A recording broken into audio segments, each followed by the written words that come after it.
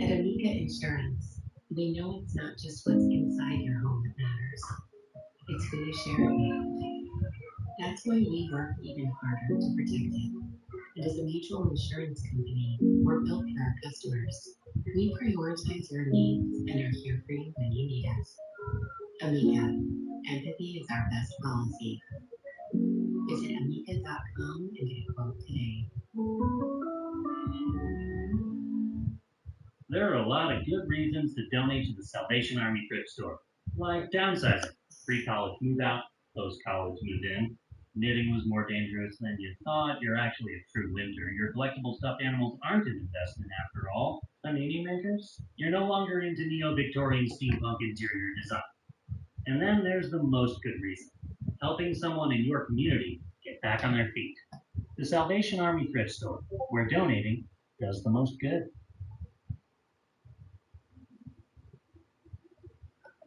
Our card this week is Lisa Sue States, the Jack of Diamonds Who's Home. In the winter of 1976, Lisa States was trying to figure out what exactly she wanted to do with her life. Like so many 20-year-olds, she just moved out of her parents' house and started classes at community college. She was embracing her independence as a young adult. But no one ever got to see how Lisa's life unfolded, because that same year, she disappeared. It took nearly 2 years for investigators to figure out that Lisa had been murdered. But in the 49 years since, they're still trying to uncover why, and most importantly, who murdered her. And now, more than ever, it is a race against time. I'm Ashley Flowers, and this is The Death.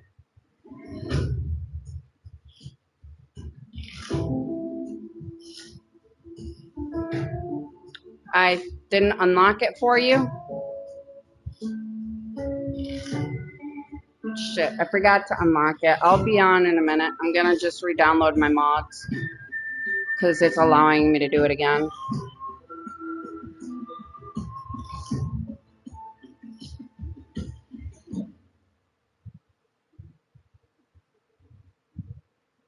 On the afternoon of January 14, 1976, Michelle Wadman and Kurt Ron were out going from bar to bar on Rush Street in Chicago.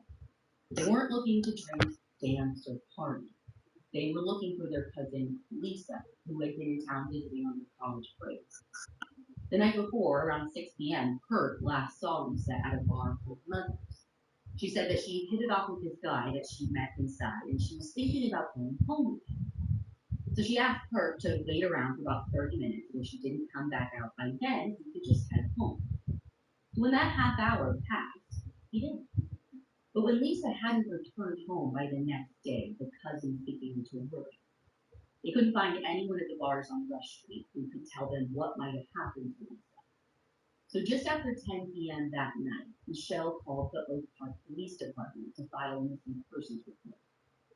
From Oak Park's original incident file, it looks like that night officers put Lisa's information into NCIC, a law enforcement database, and they checked for accidents in the area. So that's about it. They didn't conduct interviews or do neighborhood canvasses or initiate any sort of ground search.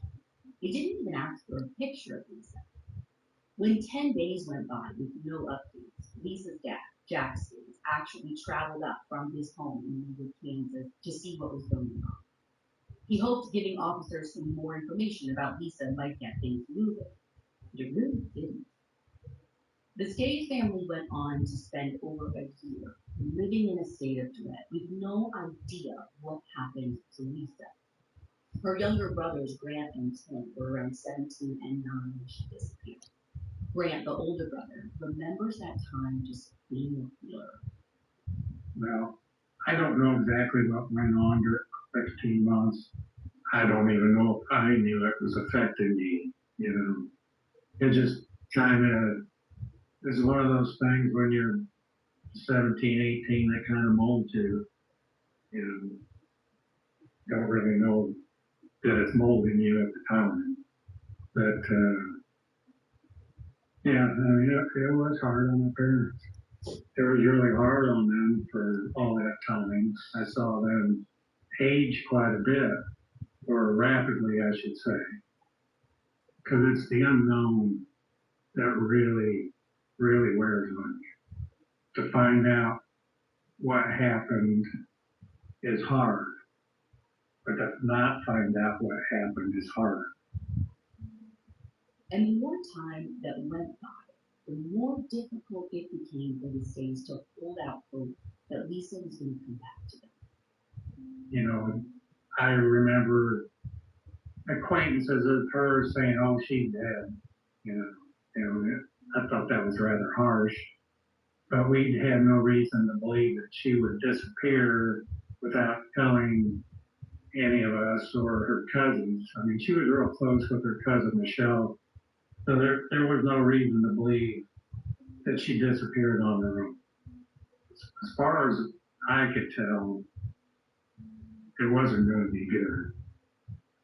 After about a year of working and radio silence from Oak Park police, Lisa's parents reached out to their local police.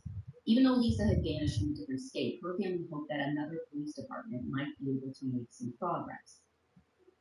I know my parents were very frustrated after the fact that they had just relied on the Illinois authorities. And it wasn't until my parents talked Finish to a installing. local law enforcement person that they actually got any connection made. People in Chicago really did let them There down. you go. At least, that's how they feel. That And I one. can't disagree with that. It was in February 1977, a year after Lisa's disappearance, when Captain Al Fellows from the Leawood Police Department This reached out to Oak one. Park PD, quote, expressing a desire to know Yeah, that was exactly what the fast. department had been doing in relation to the case. Of course, there wasn't much to share, so Captain Sellers started an investigation of his own. And thank God This he did. one. Because just a few months later, in April of 1977, he came across a teletype bulletin from Wisconsin that caught his attention. Oh my goodness. The Sauk County Sheriff's Office had sent out a notification about an unidentified body that had been discovered. The remains were described as belonging to a white female, 18 to 35 years old, 5'3" and 105 pounds, with long dark hair and blue eyes. They made note of a tattoo on the upper left thigh. And that was the key. Lisa had a tattoo on her second location. When the Leawood police captain called the Sauk County Sheriff's Office and learned that the woman's body had been found on January 23rd of 1976, that was just 10 days after Lisa's disappearance. She was under a bridge at a local school where 300 students were aside from a red and green tattoo and a very small strand of gold-colored metal, which appeared to have been part of some kind of jewelry, there was nothing else on or near the woman to help detectives figure out who she was when they found her. And her fingerprints weren't on file anywhere. So they had given her a temporary name, Bridget Freeman. I think it was more like slang for investigators back then, because obviously it was a year plus before she was probably identified as who she was. So they were from the case as Bridget Freeman, and that kind of transferred down because you're talking to older employees here. That's what they knew the case as. That was Detective Drew Foley with the Sauk County Sheriff's Office. He said that in the early days of the investigation, Sauk County detectives sent out hundreds of flyers with Frida's description to law enforcement agencies across the country, and they released a composite sketch of the woman's face and upper thigh tattoo to the media. The flyers brought in some potential matches from New York all the way to California, enough to fill several thick file folders, but all of those ended up being dead ends. There was nothing at the scene to lead them to believe she'd been killed there. The fate was likely just a dumping ground. And when they did an autopsy, that kind of made things much clearer. Frida had no defensive wounds, and apparently her brain, which can usually tell a medical examiner a lot, was damaged by exposure to the cold and the subsequent thawing. Now, initially, the cause of death was undetermined, though at a later inquest, it was ruled a homicide. And the only usable evidence they had at the time were foreign pubic hairs on Twitter, which suggested that she had recent sexual contact with someone. I think just based on her position where she was found, obviously they assumed that there was probably a sexual component. And so they, as part of the autopsy back then in 76, they did take swabs, which are important today, because obviously back then they weren't necessarily looking for DNA, but obviously that's what we're looking for today, right? So they did do swabs that they would typically do in sexual assault, and then they would have taken cuttings of pubic hair.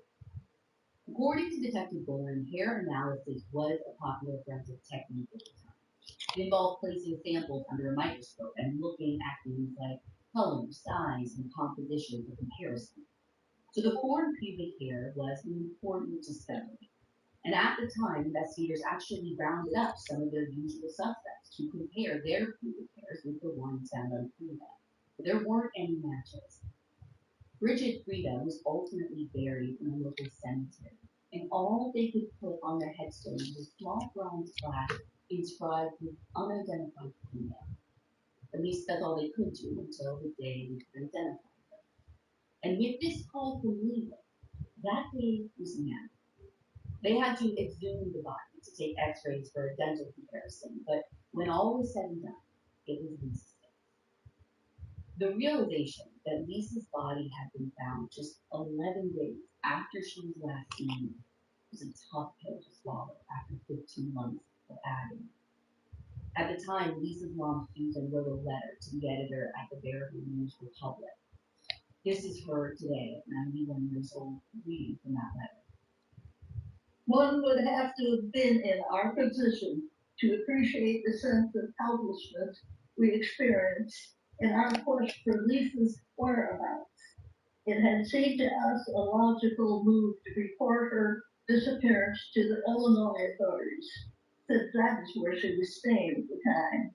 We put all our faith in them to do their best, and unfortunately that faith was misplaced. Susan went on to express her gratitude for the work of Suffolk County law enforcement. When we learned the whole story and found that our girl had been given a beautiful funeral at the Gant Funeral Home in Reedsburg, we were overwhelmed with gratitude and relief and joy. We viewed that service on videotape right in the courthouse, openly weeping. It is over for us now, the long nights of wondering, but we know it is only beginning in earnest for those involved in the investigation. To all of them, we can only say thank you and hope they know that we have very good feelings towards all of them. Our hearts will remain with our Lisa forever in your lovely Wisconsin. And Susan was right. With this idea, the investigation was only beginning, this time with Sauk County. But this wasn't sure when exactly Lisa was killed in 11 days of disappearance or where she was killed if she was buried in Sauk County, it would have been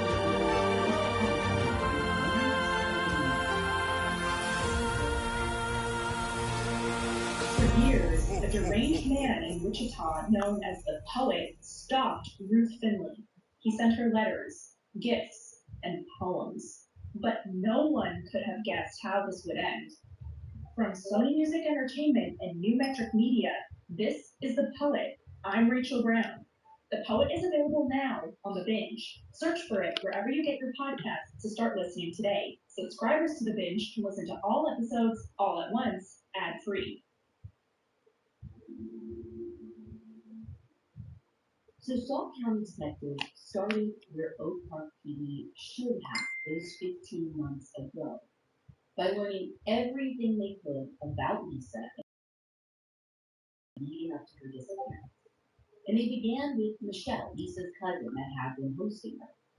According to Michelle, the day before she was last seen, Lisa ended up meeting and hitting it off with a singer named David McKenzie. Lisa had spent the night at David's place before returning to Michelle safe and sound on Tuesday afternoon. Tuesday night is when Lisa disappeared. So Michelle says that she thinks that Lisa kind of wanted to just be free and go out to the bar and have a good time. She suspects that she was using some drugs back then too, drinking a little bit, and so Michelle suspects that Lisa, was maybe using some marijuana and then possibly cocaine and then potentially heroin as well as part of the party that night. It doesn't sound like Michelle observed any actual use. That was just kind of her suspicion when she talked with investigators. Lisa's parents, Susan and Jack, didn't know anything about Lisa's possible drug habit. They said it wouldn't have totally surprised them if she was experimenting. It was the 70s, and Lisa was a free-spirited girl.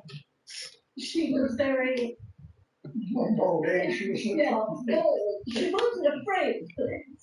She was, just go out there and do whatever she wanted within reason. But, she wasn't a fearful child. She was very bold, curious, and fearless. Yeah. And she was, in her early years, she was a very good student. She was a smart girl. As she drifted into her teens, she got distracted with, teenage stuff.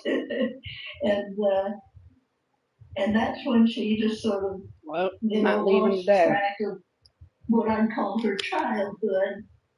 I sometimes worry that maybe we were too hands off, but there's a balance between letting her on your kid and letting them learn for themselves.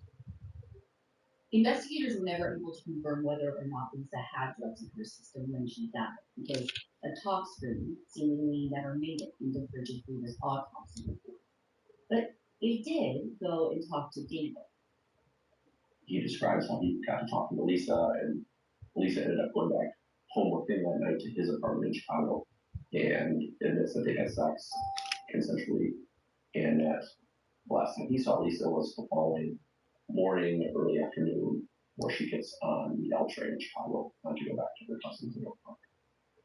David is very cooperative with investigators and gives any standards that they requested, which included hair samples and had hair samples, I believe, and pubic hair samples.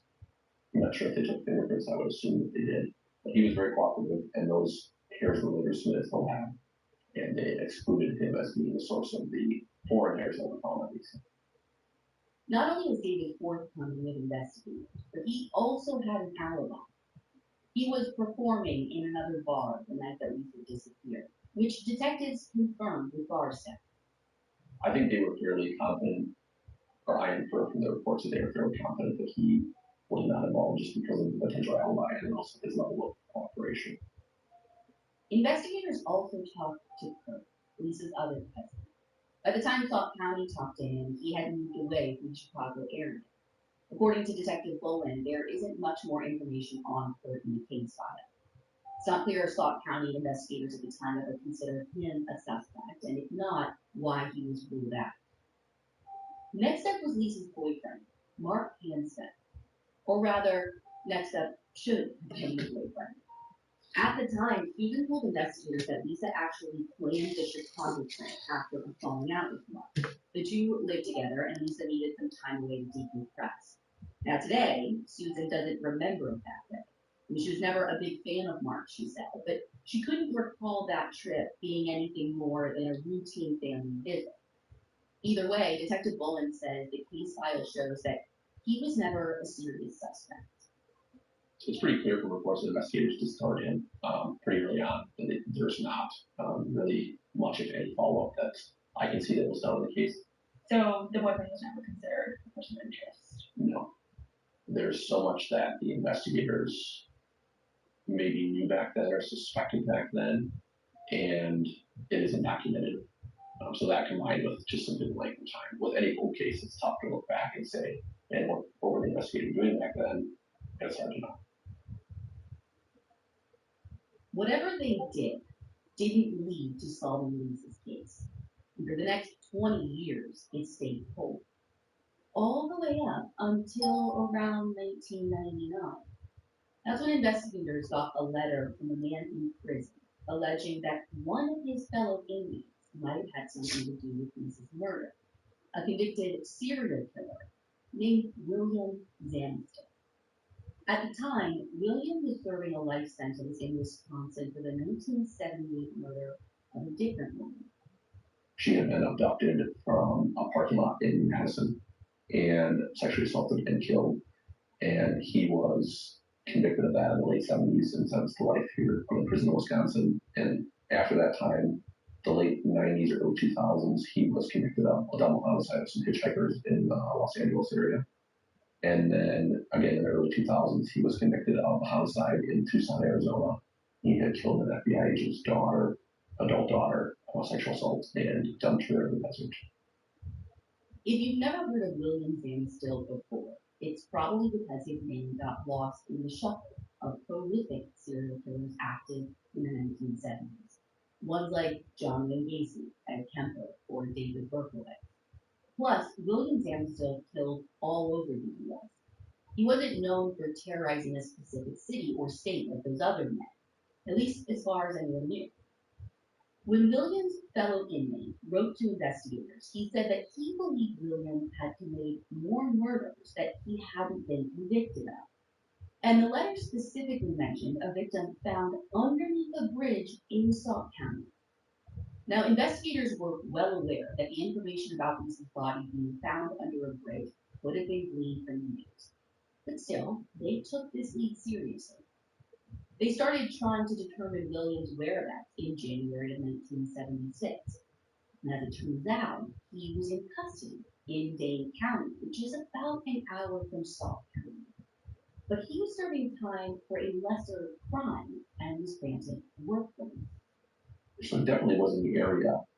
And the records from the jail back then that they had were on microfilm and they were difficult to read. Investigators believed it was possible that he was in jail at the time of this case, but they're not certain because of the quality of the records. And when they talked with, or attempted to talk with Zamsted, he said, well, no, I wasn't in custody, I was out. So they were never able to definitively say whether or not he was in custody. And that's about all he gave them, by the way. When investigators went to question him around 1999, he presented them with a list of demands and refused to give any information about Lisa unless those demands were met. And so part of his demands were he wanted to serve a sentence in a certain prison and he wanted some guarantees. They were suspicious back then as to whether or not he was claiming this murder to gain something for himself because he's incarcerated for life, or if he actually committed it. And they basically said, well, we need to know some details, and he was not willing to provide them. So he was never ruled in or out. It seemed that detectives didn't want to negotiate. So with that, the investigation stalled again. Almost another full decade passed without any movement, and during that time, Lisa's brother Grant says that the Staines family honestly sort of gave up hope that they would ever get closure. The not finding her killer, while it's hard, is not unexpected. You would hope somebody would have been found out somehow. You know, it's always just kind of been something I gotta hope that they meet their judgment someday, or already have. You know, there's been every once in a while something comes up that's like, oh, this person sounds like they could have been the suspect, and nothing really ever comes of it. The only person I know of right now, because I never really got any closure on whether he's involved, is William Zamsted. In the late 2000s, the inmate who wrote to investigators about William Zamsted was released from prison and then passed away. And investigators made no further attempts to contact William. Being a convicted offender, his DNA was on file, but DNA testing wasn't really on detectives' minds yet. Plus, they would have needed a search warrant to obtain his pubic hairs for comparison to those found on Lisa, which it doesn't seem like they ever requested. But over the years, forensic testing evolved far beyond the hair analysis of the 70s. And as Sauk County got access to new technology, investigators sent off some of the physical evidence that they had collected during Lisa's autopsy.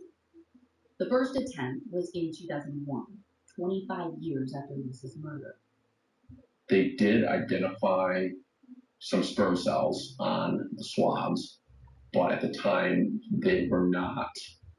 there wasn't enough genetic material present to develop a full profile for the male, and certainly not a profile that would be suitable for entry into a database in CODIS. According to Detective Bowling, the lab was only able to collect 6 sperm heads from a smear prepared from the swabs. Conventionally, complete profiles require between 20 and 50 at the least. So fast forward to 2009. That's when investigators sent the foreign pubic hairs and rectal swabs off for testing. They were able to detect a trace level of male DNA from a couple of the hairs, but again, the quantity was not sufficient to develop a profile. They attempted to analyze the rectal swabs as well, and there's a lack of male DNA detected, so no further analysis was performed. And that was the last submission before Detective Bowling was assigned to the case in the fall of 2022, which is a bizarre story in and of itself. For years, a deranged man in Wichita known as the Poet stalked Ruth Finley. He sent her letters, gifts, and poems. But no one could have guessed how this would end. From Sony Music Entertainment and New Metric Media, this is The Poet. I'm Rachel Brown. The Poet is available now on The Binge. Search for it wherever you get your podcasts to start listening today. Subscribers to The Binge can listen to all episodes all at once, ad-free. So one of the reasons that this case came back around is we had someone call in and say that they had noticed that someone was placing flowers on the victim's grave. And so that kind of spurred our interest, and my supervisor's interest in being like, hey, let's have somebody take a look at this again. Detective Bowling says the thought at the time was that maybe the person who killed Lisa wasn't dead or in prison, but living somewhere in Sauk County. And after all these years, he had begun to feel remorseful. So Bowling spoke to the cemetery's caretaker, who assumed that the family had been leaving the flowers. But according to Grant, while his parents used to go up to Baraboo once a year to see Lisa's headstone, they hadn't been back since his mom's stroke 7 years earlier. Detective Bowling never did figure out who it was that was leaving the flowers. The cemetery didn't have surveillance data, and the caretaker never saw anyone in the act. Now, it's totally possible it was just a caring local resident. But the whole situation did lead Detective Bowling to start digging back into Lisa's case. His initial thought was that if it was ever going to get solved, it was probably going to be because of advances in DNA testing. I talked with the analyst, and he and I agreed that, certainly 2001, but even 2009 to 2023 is a lifetime in DNA science, and the protocols are much different. And I resubmitted some of the swabs that we still had, and then I also resubmitted DNA packets. They had been hopeful that they would get a full profile this time around, but no such luck. The evidence text said that the sample was just too degraded. Detective Bowling did resubmit additional material in 2023, essentially everything they had left, but he is still waiting on those results. So the hope is that we'll be able to get a full male profile, right? Based on the advances in genetic genealogy, a lot of times, if you have a DNA profile, you're going to identify it. It's just a matter of time. And so if we get that full male profile, we're confident that, we'll have resources to identify that person. On the chance that the DNA doesn't provide answers, Detective Bowling is putting in the legwork too. Currently, he's working on tracking down Mark Hansen, Lisa's then boyfriend. But here's the problem. Because original reports are lacking identifying information, he's been having some trouble tracking this guy down. I mean, it's not even totally clear if Mark is still alive. So, Mark, if you are out there and if you're listening to this, please reach out to Sauk County. Detective Bolin is also trying to figure out if David Mackenzie is still alive, just to cover all his bases. But given David's cooperation in the 70s, he's pretty low down his outreach list. There's a possibility that someone's out there who knows what happened to Lisa and they're still alive, and for whatever reason they've never come forward. That's certainly possible, and that solves a lot of cold cases too. So between the physical evidence and somebody potentially coming forward with information, I think that's really what we would need to push this case forward. In 2023, someone did come forward with a familiar name in a familiar fashion. A convicted murderer serving a life sentence in Wisconsin wrote an article for PrisonWriters.com titled, "My Friend, a Serial Killer, is Ready to Confess." The author, Justin Welch, wrote that he and William Zanistil, who he called Wild Bill, are very close friends. He said, quote, "I know Bill very well now, and I even know about many of the murders he did, but was never convicted of. And that's why I call him Wild Bill. He has killed so many people, and nobody has any idea because it's been so long.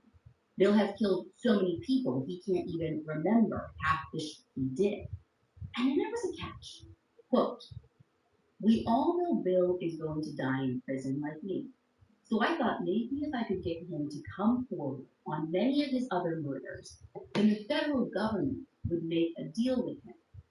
I told Bill I would talk to the detectives and tell them everything they need to know if we could have it in writing that Bill and I would get transferred to the federal prison system for the rest of our lives.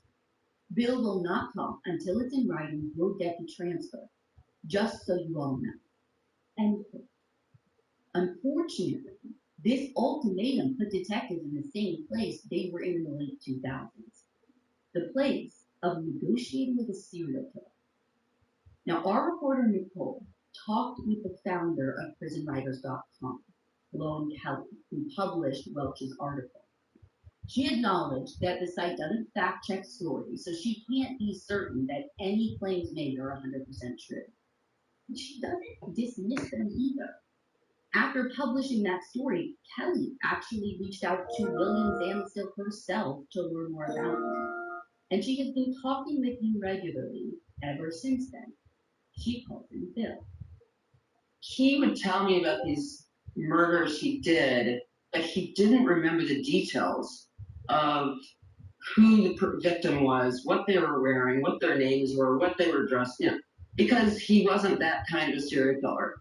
He is a very unusual serial killer, actually, because he doesn't have any MO. He doesn't have a sort of a standard plan. It's very impulsive.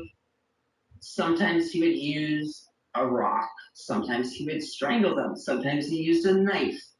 Shot someone with a gun once. And a belt, a wire hanger. So in other words, serial killers usually have a regular pattern, and he really didn't.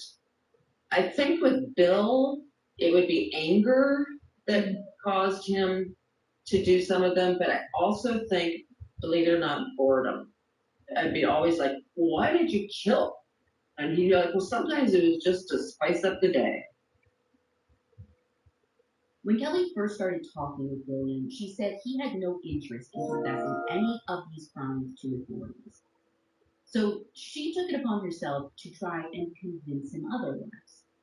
I would say things to him like, look, Bill, I know you don't give a about solving this case. You don't have any remorse. We've talked about this. It's not going to do you any good. But let me just tell you another perspective. And then I would explain that there is something to this closure business. Closure was so important to people. I think like 10 years ago, your sibling died and, it's going to feel that much better to know who did it. And the answer is yes, by a huge amount. That why the hell not just, even though it's not going to change your life, you're not going to feel any differently. Why don't you just Try it. So he did. As it turned out, the day our reporter Nicole reached out to Lowen, William Zanstill had a meeting with the FBI to come forward about a murder he was claiming responsibility for in California. She said the DA seemed interested, but wanted to do some more investigation before moving forward. Nicole reached out to William in prison to ask him about Lisa's case, but she never heard back. Although she did get a response from his friend, Justin Roach. Hello, you have a call from Justin. an inmate at Wisconsin Secure Programs Facility.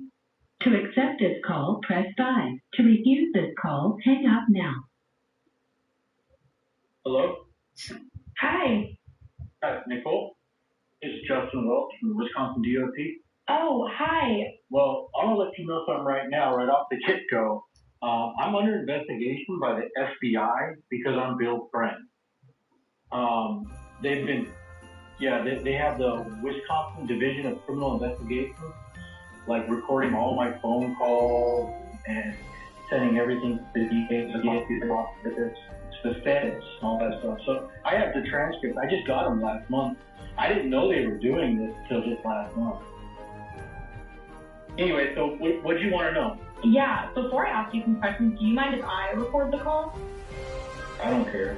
Okay, awesome. So basically, as I wrote to you in my letter, I'm working on a story about the 1976 murder of this woman named Lisa in Baraboo, Wisconsin. Yeah, I know what case you're talking about. Bill's adamantly saying he didn't do it. See, the Fed gave me like 15 people to pick from, and I went and talked to Bill about all of them, and Bill, out of the 15, he picked 8 of them. Yeah, he remembered 8 of them. So he told me about lots of murders, and told me about where the bodies were at and everything. And they still haven't even found them. So it's just, yeah, he would tell me, because he doesn't give a shit. Like, he doesn't care about that. That was 50 years ago. You know, he's just an old man. He would have told me. He's like, yeah, I did it. Yeah, no, I know he didn't do it. He would have told me. So at least from Roach's perspective, investigators would be looking at William. He may be a very bad guy, capable of very bad things, but according to him, Lisa's murder doesn't seem to be one of them. But if that's true, it still leaves us asking, who killed Lisa? At this point, Detective Boland is asking anyone who might have any information at all about this case, no matter how small, to please come forward. No tip is going to be disregarded. You know, we're happy to talk to anyone who might have information, because you truly don't know, we truly don't know what information is key. There might be something out there that we have no knowledge of that someone brings to us, and it solves the case. Now 49 years since Lisa first went missing, all Grant wants is for answers to come while his parents are still around to hear them. They're, up there in years. Dad's 95 and Mom's 91. So the fact that they've had to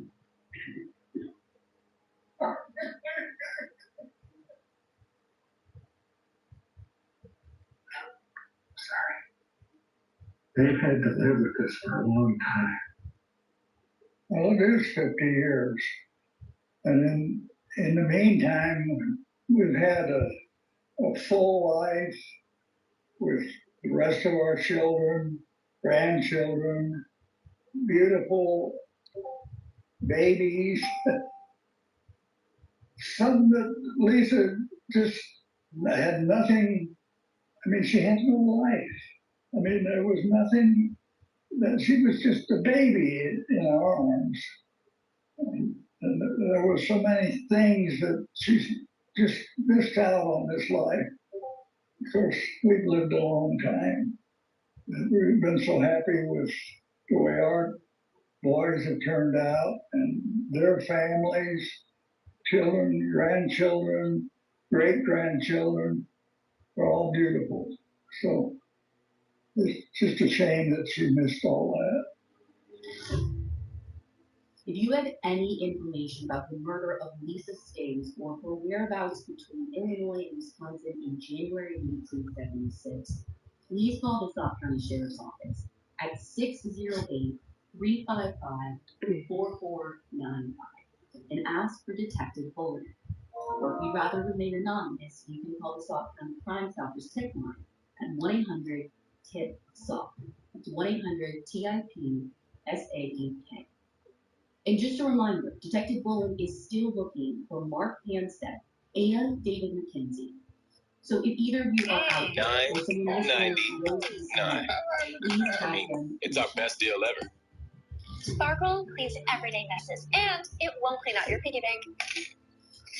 The Death is an audio tech production with theme music by Ryan Davis. To learn more about the Death and our advocacy, visit the Death podcast. One of the strangest yet most intriguing aspects of Friedrich Nietzsche's ideas is his repeated enthusiasm for a concept that he called amor fati, translated from the Latin as a love of one's fate, or as we might put it, a resolute, enthusiastic acceptance of everything that has happened in one's life.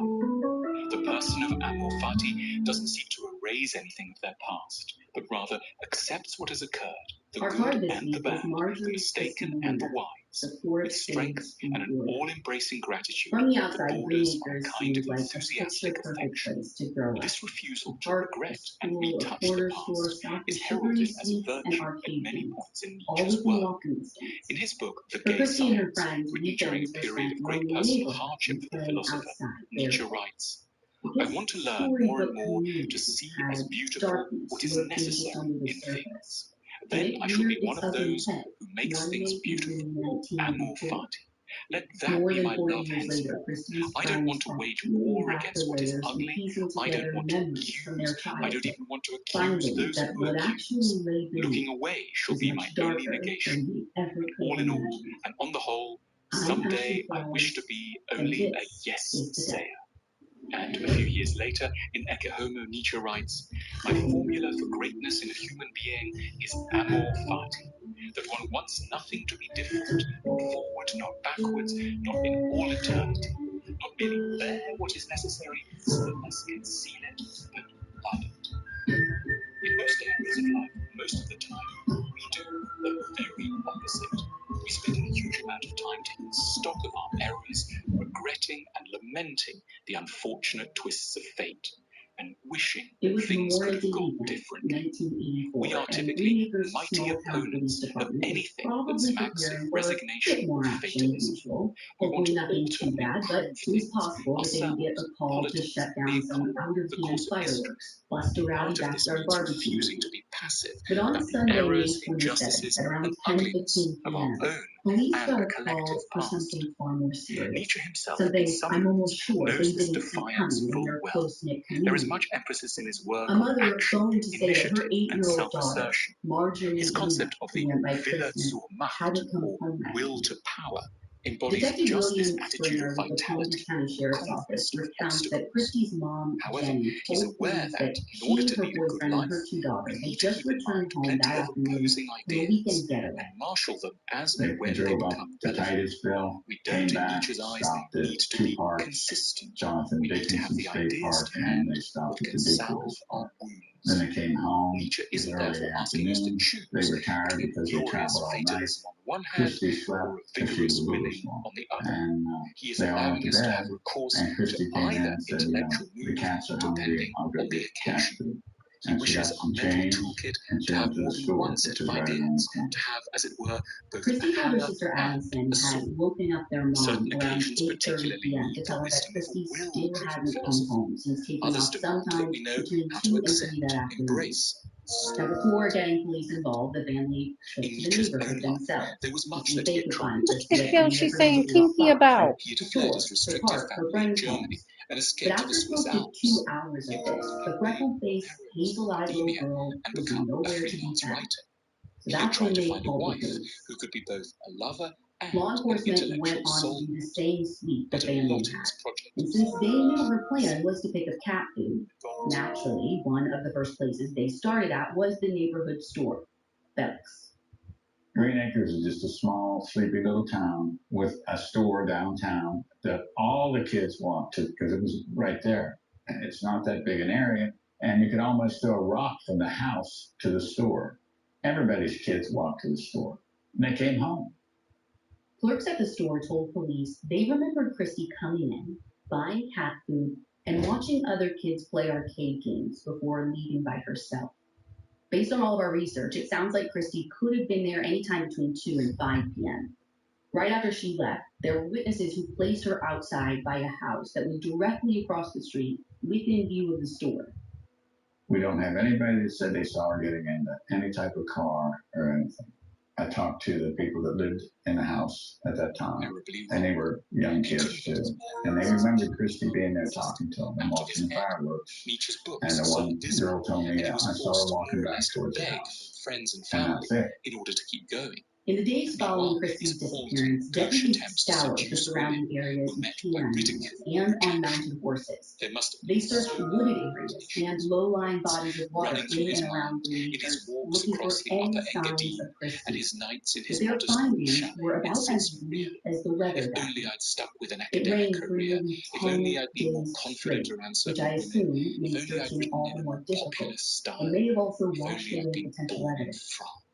Of course, like any other missing child case, the parents had to be closely vetted. Detective Springer told us that Jenny and her living boyfriend at the time, Larry, cooperated fully. Police questioned them both, and they also agreed to polygraph, which Springer said they passed. Investigators also looked into Christy's father, but he'd been living in Atlanta at the time, and they confirmed that he'd been there, hundreds of miles away at the time of the disappearance. In addition, investigators talked to Christy's neighbors and schoolmates, including her best friend. Since she was a minor at the time, investigators aren't releasing her name. She was a little girl, just 6 years old, who bravely shared a disturbing story when police spoke to her. That's when we discovered one of Christy's friends was being molested by Chuck and Willis Rambo. So they then became primary people of interest. So once we obtained, she only gave us Chuck as one, and later on then she said Willis. Both Rambo brothers lived in Green Acres on the same street as Christy, about a block away. There was Charles, then 31, who went by Chuck, and Willis, who was 26 at the time. Now, it doesn't seem like the little girl police spoke to indicated that she had direct knowledge that Christy had also been sexually assaulted by the Rambo brothers, or that they had anything to do with her going missing. From what we can gather, no one police spoke to described Christy acting differently or distant leading up to her disappearance, the kind of signs that might have been a clue that she too was being abused. But still, these men would have had access to Christy. Detective Springer said that Christy's friend was often over at the Rambo house because their sister was her babysitter. So Christy would come by to visit and play.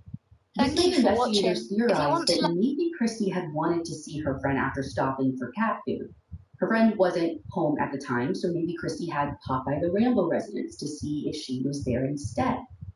And there was someone else in Green Acres who connected Christy to one of the Rambos too.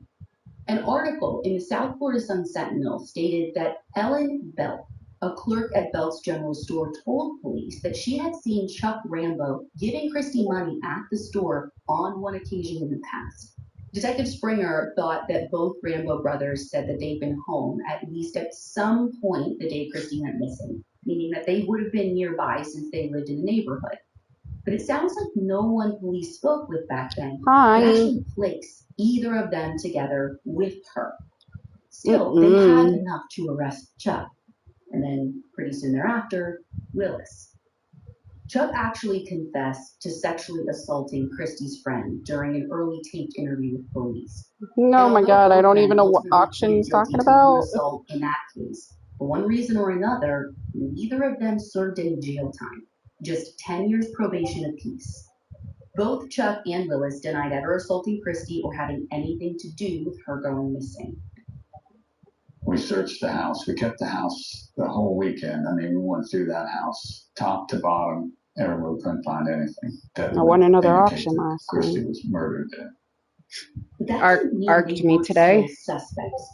In an But attempt to follow up on well, every you know I have single all my agreement, mods police downloaded, conducted right? Well, I several got searches for DC Christie doing a applications fucking metal associated with run, the and I murders. come back and Lois all my worked mods are gone. at So a I retirement place with a restarted my golf whole course, console thinking that and would fix it. before Nope. put Now Christy it's down a allowing me well, we to go went ahead and and we re-download my dug mods. So deep. that's what I am They had currently to build a sitting here ramp for doing. the front loader to get down in to dig deeper, but we Yeah. never found I was supposed to anything. go out of town today, as you While there know, was and nothing that's directly not tying the happening. Rainbow So Brothers to Christie's case, they I remained on might get law on Red enforcement's Dead radar today. until something else, or rather someone else, shifted their focus. Another child predator who may have encountered Christie the day she went missing. Wait, what happened last night?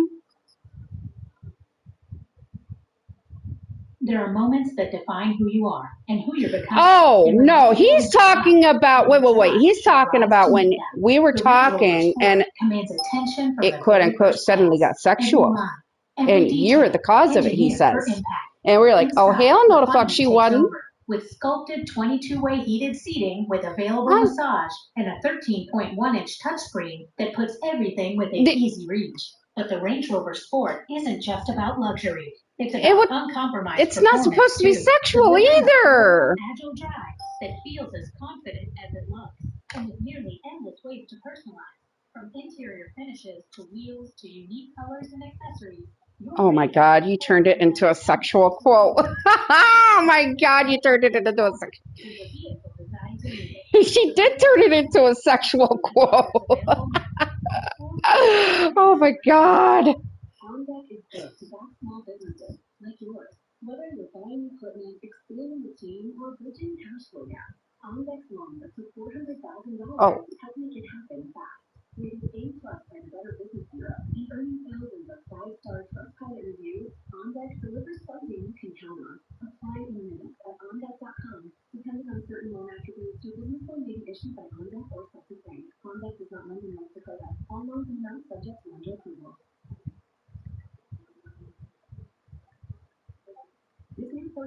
you're in a good mood today. Kinky. Police in Florida found Ruby when Exeter PD, all the way up in New Hampshire, tipped them off about a then 41-year-old man named Victor Ramirez. While Victor was out on You know what? after serving time for sexually assaulting his 14-year-old stepdaughter, he became a suspect in the disappearance of another young girl. Get off the path, my ass. You get off the path on your own.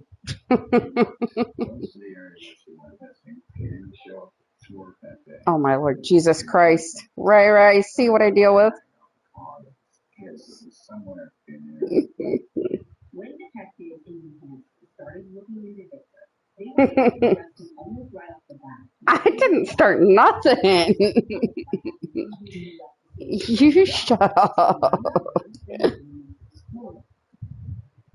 Yeah, all nice and prettied up for nothing. Bruh. Yeah, my nice dress on, my my girl's showing off real good. Not really, but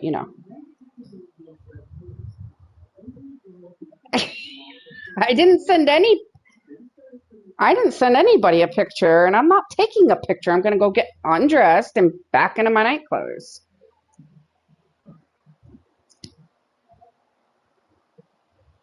I do not.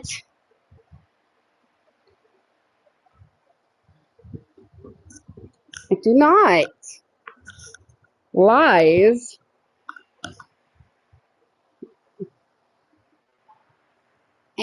Ooh, the girls are free. Yes.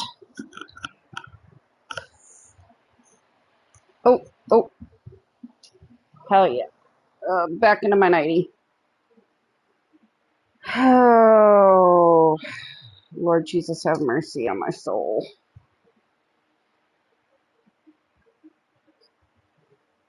I didn't put no makeup or nothing on.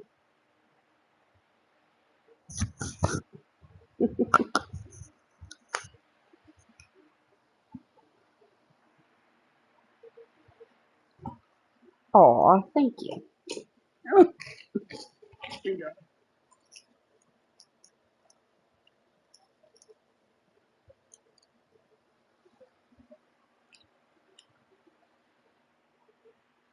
He ain't gonna answer that. You fucking know. You've seen my photo. You have seen my fucking face. You are a fucking liar.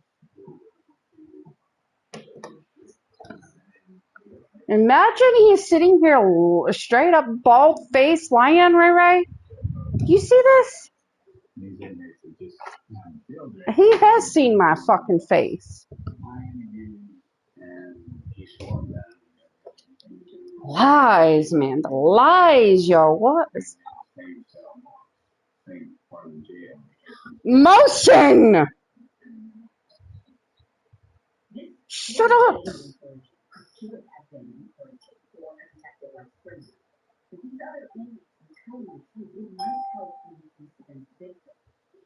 Shh.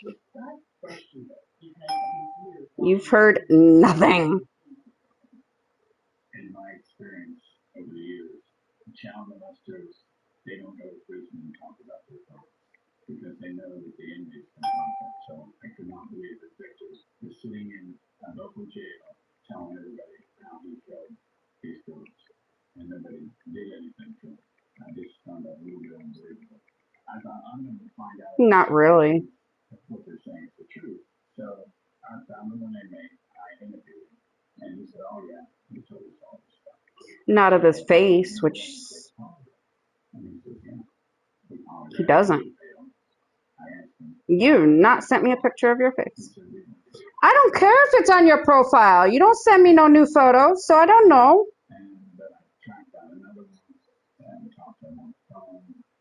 I don't know, because you don't send photos of your face, and I have sent photos of my face. So, you've seen my face.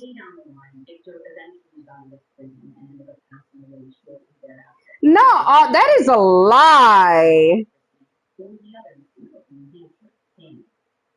Even though those two inmates admitted to Detective Springer that they lied about his alleged confession, he doesn't think that we should count this out when it comes to Christmas cake. But you expect me to. Busted. Child molester, anybody like that, to really sit down and tell all the other inmates that they did this to someone. Motherfucker. I can beat your ass now. Uh-huh. Uh-huh. Mm-hmm. You make it a race.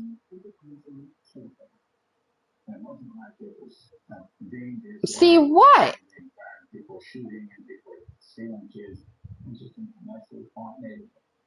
All I said is you make it a race, because you do. Am I lying, Ray Ray?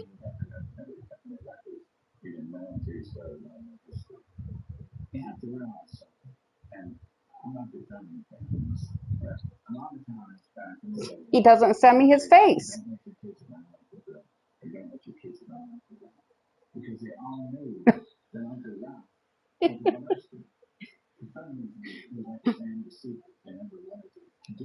Mm-hmm.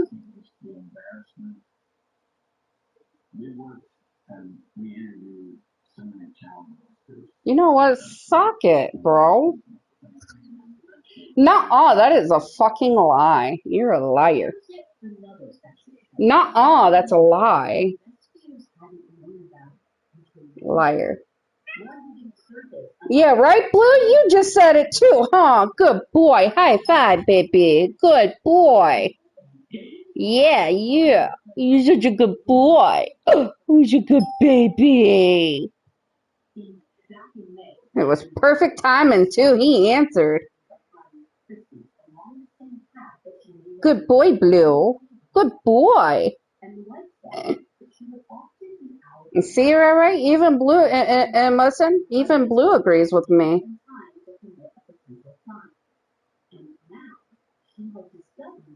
Why, he's such a good baby. Oh. Yes, I'm streaming. What do you think? Yes. Shut the fuck up. Good.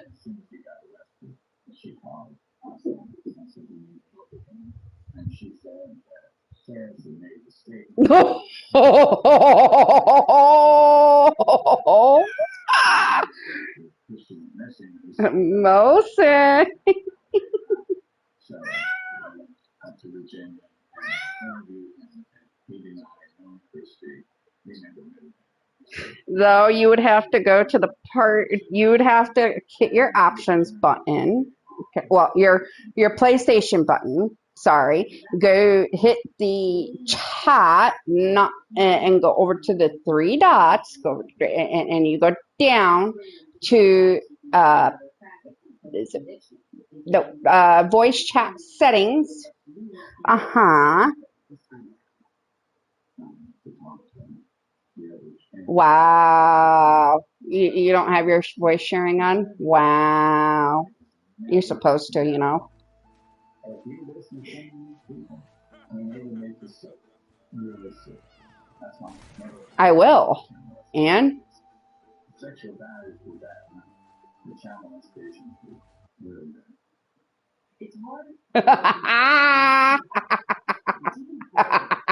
I win.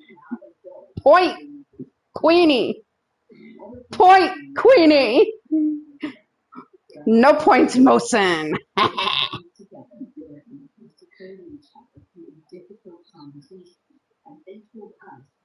Uh-huh. Sure.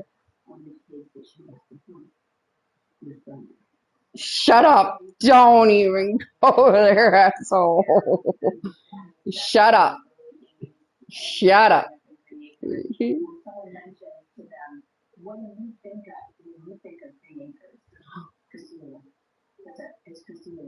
What?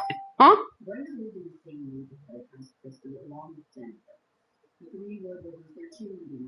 What? What voice chat are you talking about? You don't even have it, so huh?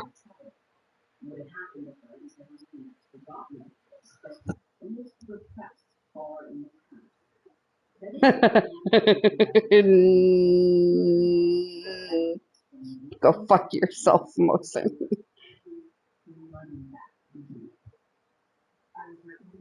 One. It's 1-1, motherfucker. Nuh-uh. Don't make me force you to get on Red Dead. I'll beat your motherfucking ass. Yeah. All right, who's whacking off? It sounded like it.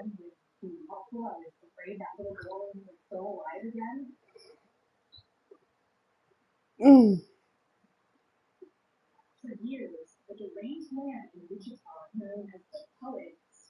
So how'd you sleep, babes?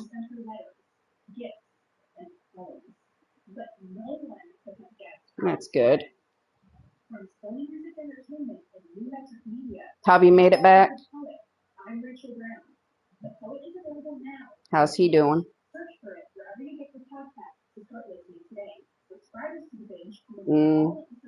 How's things going down there?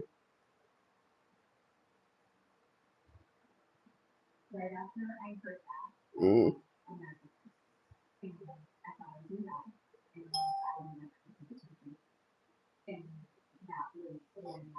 Ugh. Jesus Christ, why is my phone going off?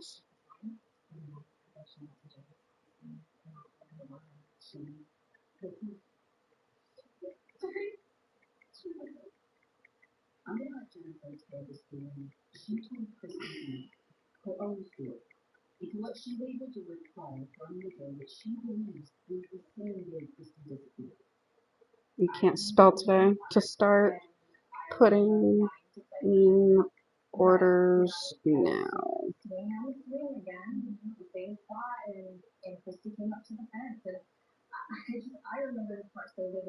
You won an auction in Wonderland's Discord? What? I don't even remember what I bid on. That ain't me.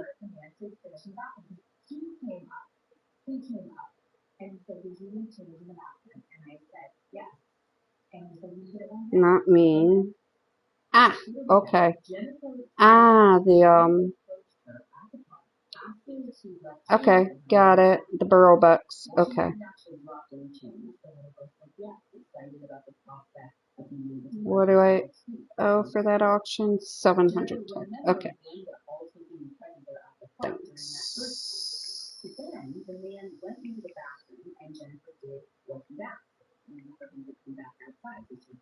All right, if you want to go ahead and start cryoing them and just put them in a regular refrigerator, I will grab them and take them down to the drop, unless you want to take them down there after you cryo them and put them in the upstairs refrigerators where all the other ones that don't have XP on them go. Or are at, I should say.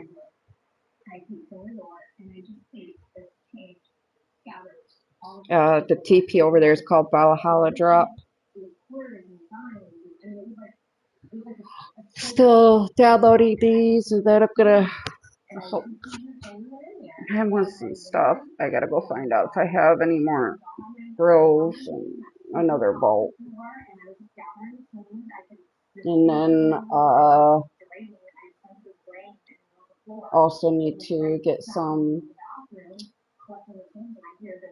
shit together for somebody else that said they need some material gathering diners.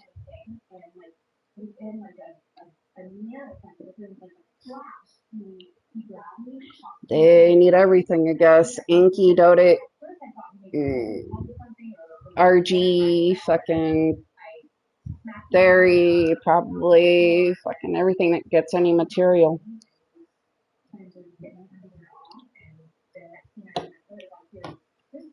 A lot of the stuff I'll have to clone for them because I don't have full-grown ones that I can give them.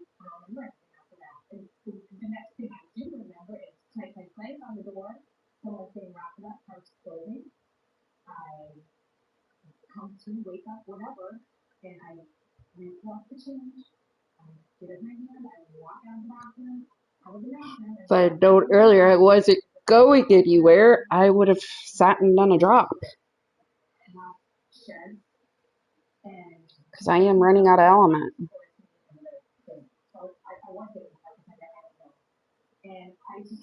I can't. I gotta go help.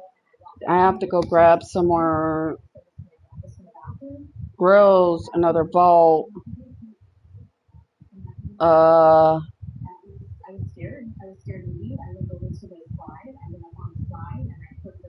Can you go into my Karcher cryo fridge, right? Type in 362 in the search bar. Pull out a male and a female and breed the Karcher. And the egg goes down to that same refrigerator I had you take the eggs down to yesterday.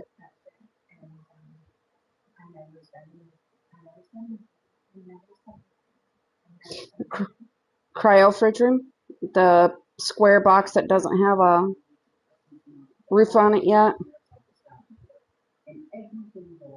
and it's first floor.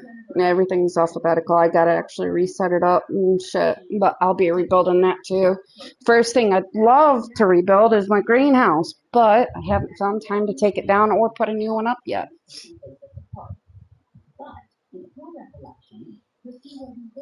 Yeah, type in 362 and pull out a male and a female. Those are my top stat Karchers, and just breed it.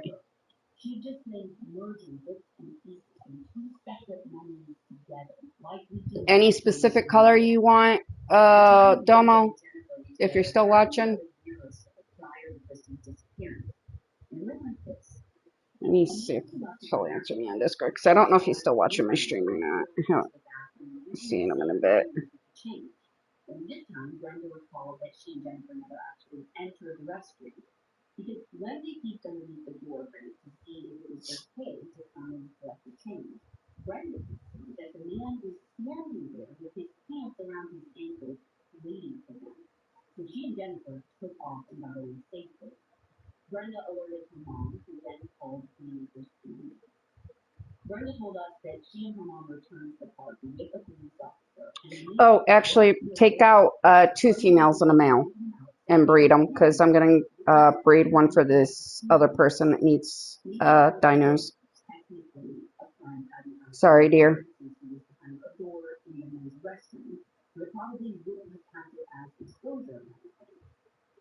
And I still have to go and pick up an order that I did.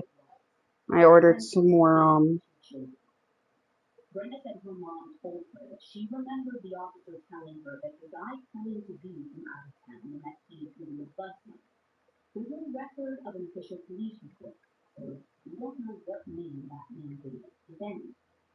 In 2009, before the two women ever reconnected, both Brenda and Jennifer separately worked on sketches with the Palm Beach County Sheriff's Office in an attempt to identify the men who both encounters.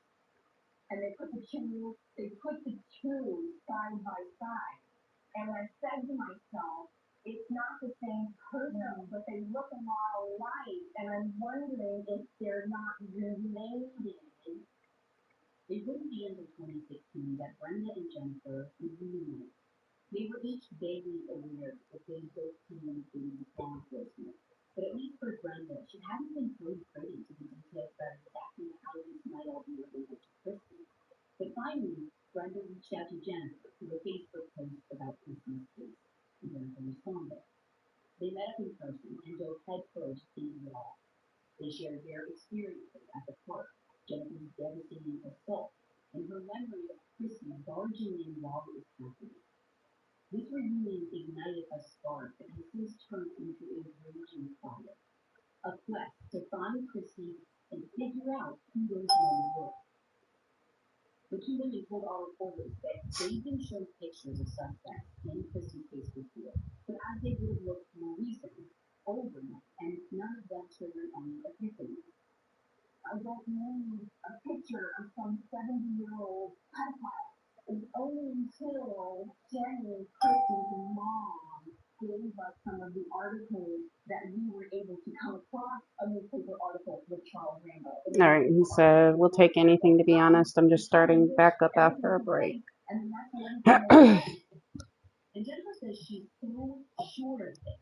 For that guy. So, yeah, breed 2 female card jars with a male, the 362s. I'll have to breed the Inkies.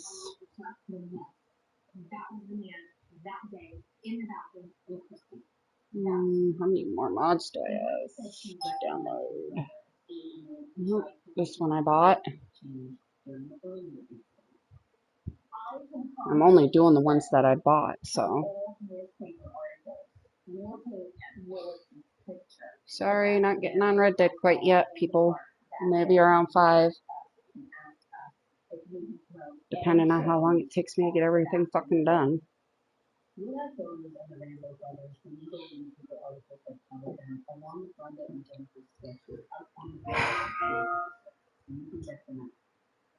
think they had no problem with a few children together because maybe one was coloring that day and the other one was looking out. Because she was in the bathroom, she was on top of me still.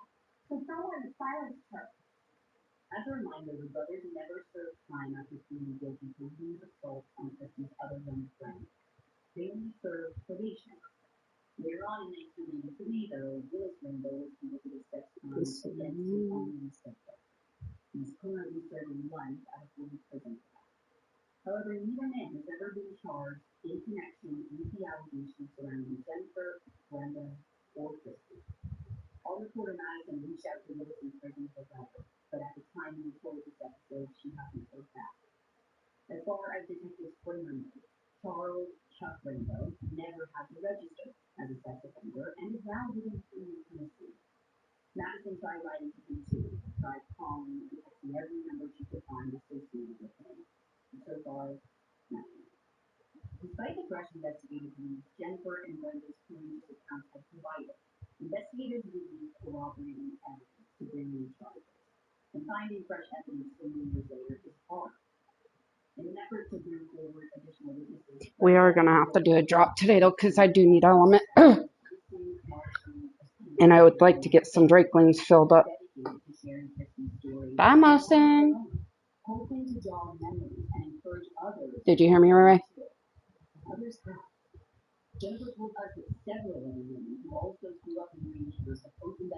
Because I plan on opening shop back up this weekend. So I'd like to start getting Drakelings filled up and put up towards orders. because I might be getting into another Discord for selling Drakeland the keys, and this server I know would probably do really fucking well with, because it's one of the major fucking Discords that everybody goes into. Starfall. Just waiting for him to message me back. He said he's gonna do boss fights and then he would message me back. I'm kind of hoping and praying because I would love to expand further with the keys. And that his septic tank was open and he would always tell the septic tank lid was busted, and then he would empty it sometimes with the bucket. They might have gone into the OV. The OV is outside as well. I don't know if you saw it. Okay. All right. Yeah. Take him and egg down there, and then put the other one in the fridge, in one of the empty fridges in the base, or in the baby room. Because one will go to the dude. I'll find one of my old car chairs and give it to him that he can use until he grows that one up.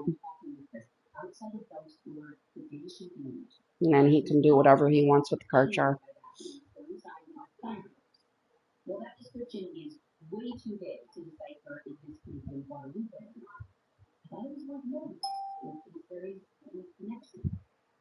As a result of that 2019 tip, a team of investigators and forensic analysts. Oh, can you unlock the refrigerator that is next to his vault that I put down there? It's got raw meat in there for him, and my dumbass forgot to unlock it for him.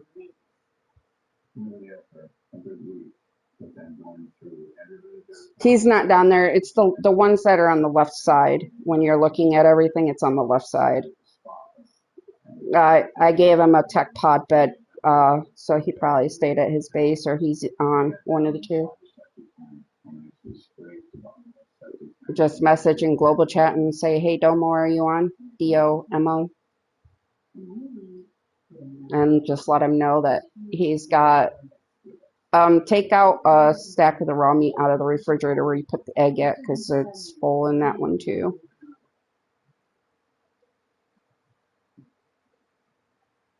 And just tell him that he's got stuff over at his base, because I don't know if he's still watching, because right now I'm just doing the boring part of reinstalling my fucking mods.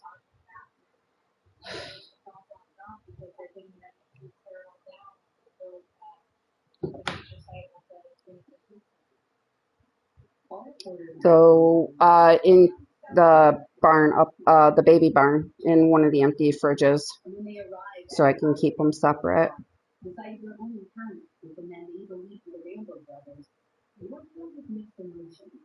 Yeah, the baby barn is where you got the drakelings, where you cry out the drakelings. To stand here and look and see that. I mean, I don't know if it's because we're closer than. No, not the one that you not the one that you put the egg in has another egg in it. It's a text egg. Keep that locked. He has the PIN number for that, and put that egg in there so that nobody takes it. And put the take a stack of raw meat out of there and put it into the refrigerator that's on the other side of the vault, the left-hand side of the vault, and unlock that one, because that one doesn't have a PIN on it.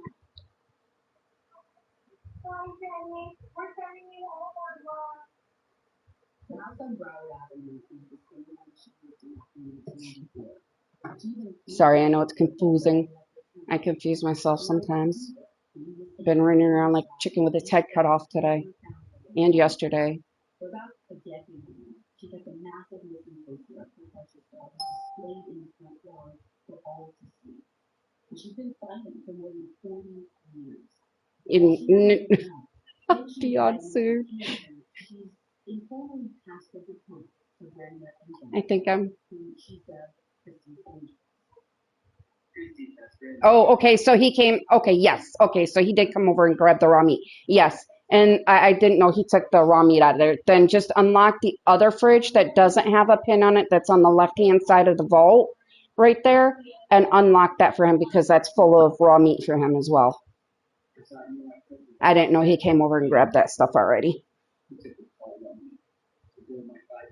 My bad.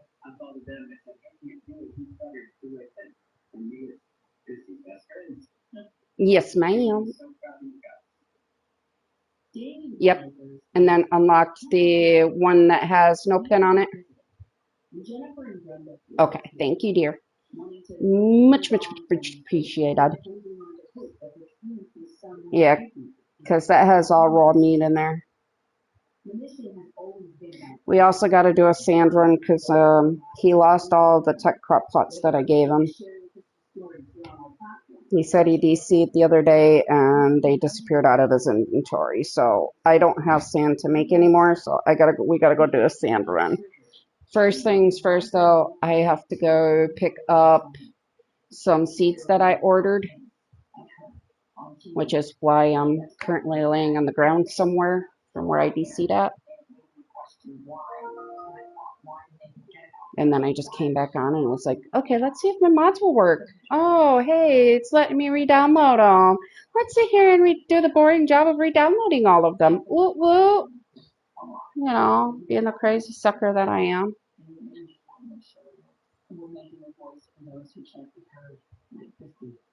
No, those are the new dinos, and they are cloned. If you can go around, grab some cryopods, go to all of the cloners and grab every single dino that is done cloning, I would be very, very, very appreciative. I have 2 Magmasaurs, 2 of the new dragons. There should be some dung beetles. So yeah, there's the cloners that are down on the bottom part where leading out towards the water pen. Then you've got 2 cloners on top of the base baby pen or above where my greenhouse is, but you're gonna have to fly up. And then we've got 4 of them over on the main base.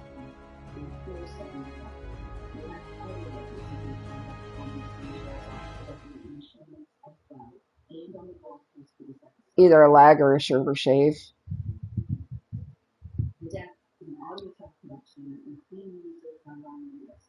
Good.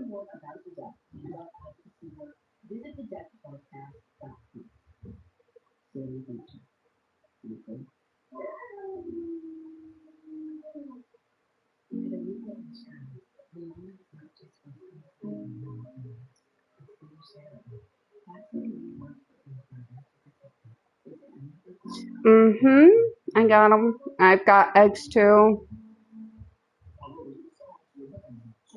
Oh, you don't have the DLC. Fuck. Okay, I'll grab those when I get back from after I finish downloading these mods and go get the seeds. Because I ordered 5 spoiled meat, 10 prime meat, and 10 prime fish meat seeds.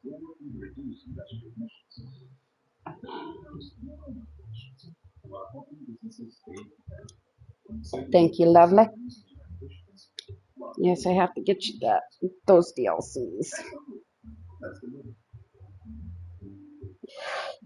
I got a bruise on my knee. So I smell like today. I smell like cherry, vanilla. That's my skin. My hair smells like peppermint. From the makers of Grammarly, Superhuman brings AI into every tool your team already works in, so they get instant help with drafting, summarizing, and finding information. With most AI tools, you need to know what to add, how to act, and how to what happened? Work. Most people don't have this kind of patience together, so the gap between people on your team and everyone else is clear. Yeah, I got a breeding pair. Everybody knows that I help everybody, so on that server, so they're like, "Hey, Queenie, do you want clones of a breeding pair of Magmasaur? Hey, Queenie, you want a breeding pair of the dragons or eggs?" And I was like, "Ooh, can I do both? Yeah, here you go, free of charge. Ooh, thank you." I got 2 Bloodstalkers, but they're low-level eggs or low-level babies.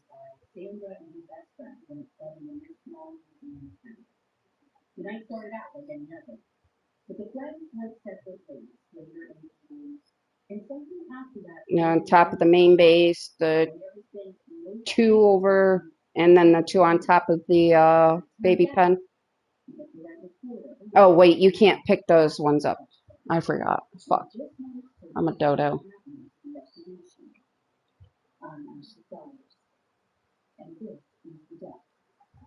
What one's that for?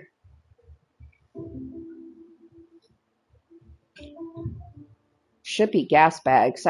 Wait, what happened to the gas bags that I cloned? Are they finished? Oh, okay. Oh, okay, yeah. The other person. Okay, yeah, the gloon was. I let him do it because he's like, I want to give you something. You've helped me so much. I was like, okay, I'll take the clone of the gloon. Good Lord, I don't want anything in return. It's from the kindness of my heart. Just pass it on. Pay it forward. That's all I ask of anyone. Who? Oh, spiders. Okay. I was trying to figure out what the fuck you meant, okay? Don't judge me. I'm not all with it today, okay? I think I need a game of a War on Red Dead to wake me the fuck up. And go laugh at some mafia people for freezing me while I kill them. And laugh uncontrollably again. Make them even foam even more at the mouth. Can you tell I like pissing them off?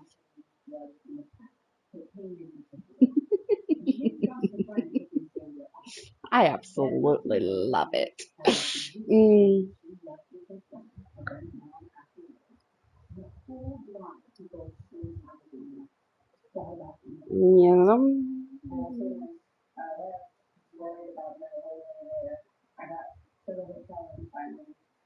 Huh?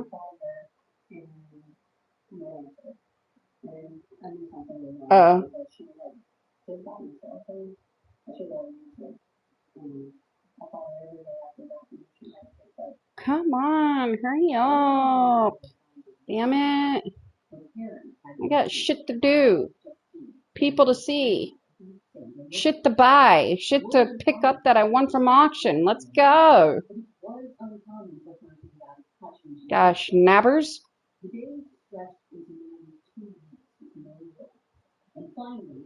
Let's go. Man, damn moths, I swear. I've bought so many, it's not even funny. I like that look.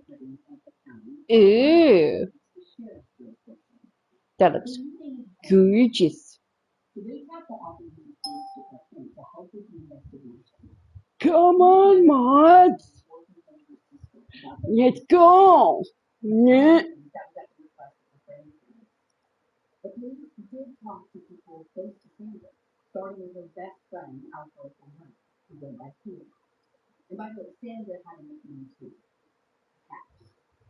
I don't know.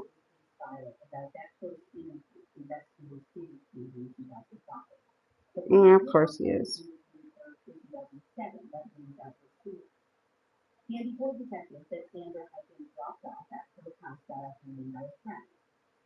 Oh, he probably is. Knowing him, probably sucking on some cherries, thinking about something else.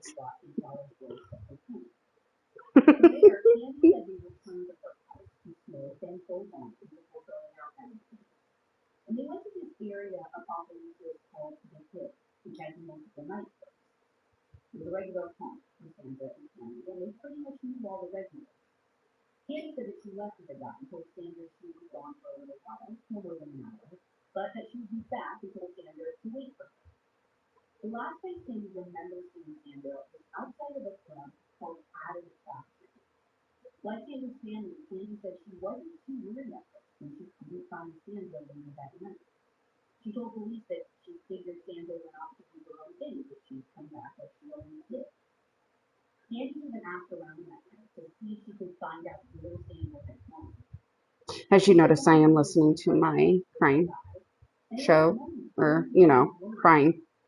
The Kennedy did return a few days later when Sandra's grandmother stopped by looking for her.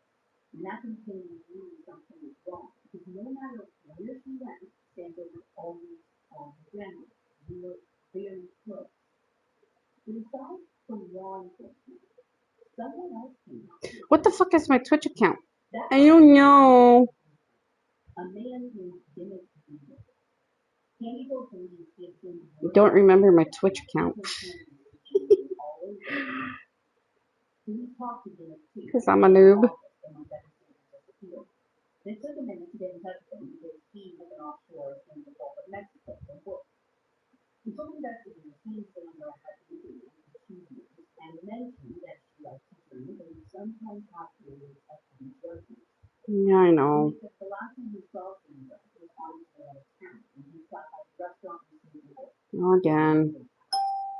This is 2 days before Is this it? Please tell me this is it. They've also told police No! You send that. Oh, no, I changed the name. Remember, Queenie? It's not that.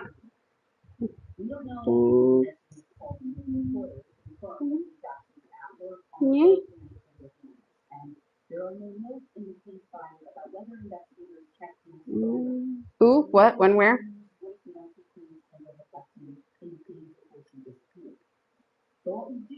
No, I didn't hear. Log in. What the fuck? What's my Twitch?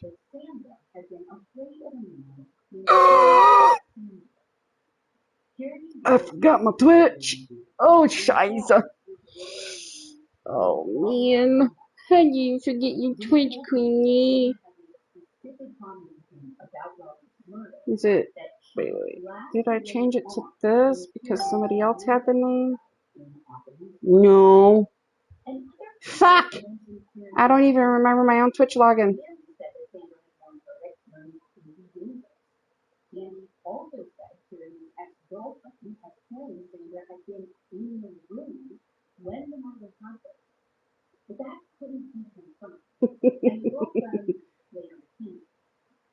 It all raises the question, did Sandra see something? And did that lead to someone on the contact? It really just rumors at this point. And police did tell us that there's no record of anyone who is in this case. It's also Did I write my Twitch down? I'm gonna look because I might have. Don't drop. Don't you fall. Fucking poor Prince got the shit scared out of him, plus me yelling at him earlier. Well, he likes to get up in places he shouldn't be going, and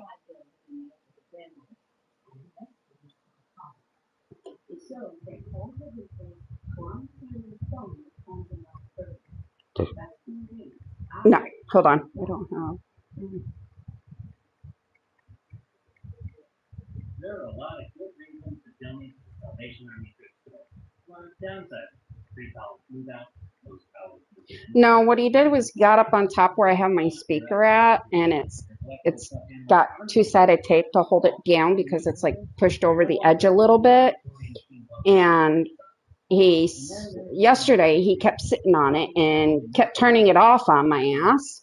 And then today he got up there and it fell. And then he broke my HDMI cord for my PlayStation, and I fucking yelled at his ass, and then he ran. And then the poor baby was so scared, I couldn't help it. I had to go give him some muffins. And now he's currently sleeping in my motorized chair. The poet is available now on the binge. Search for it wherever you get your podcast to start listening today. Subscribers to the binge can listen to all episodes all at once, ad-free. Sandra's phone bill showed 2 outgoing calls, placed 43 minutes apart, shortly after midnight on July 7th. Both Sluggy! Slug. Sluggy! Where's Sluggy? was no indication on the case file that was something to get back. Standard case file lacked a lot of information about the early investigation, which frustrating and not having answers. The standard case file Got a message on. Hey, Sluggy. Quote, as is painfully obvious, there are more questions than answers. How are you? Oh, that was supposed to be a question mark. Edit. Yeah. I forgot this phone. You gotta. Yeah. Ooh. One of the pictures told police that he had heard a woman in the past had been killed for refusing to perform sex acts, and that somebody was paid with drugs to cover up the Oh, it's done installing this one. Yay. Alright, let me see. How many more do I have? And this is like 10 of them now. Neon structure skins. Oh my Lord Jesus, come on. How many more? I hate that ARK arked me and took my mods away. Bastards. a long chain of telephone. But this lead gives them Freddie and Mark. Bapapia.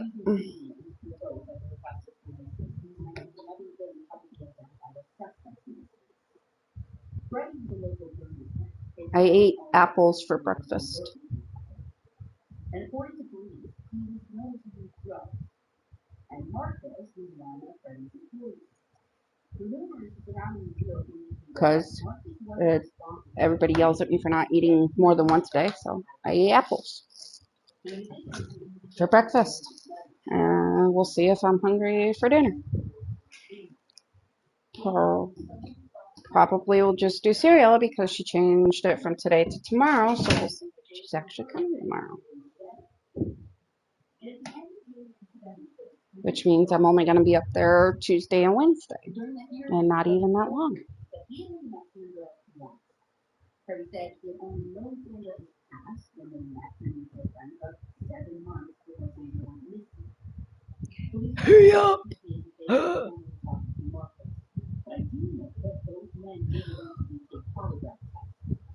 And one of them I'm going to bring my Alted and have it down at the drop base too, just in case we DC or whatnot while doing the drop. Will be good. Because I did find another fucking HDMI cord to replace the one that I took out of that one to put into the one out here that Prince broke.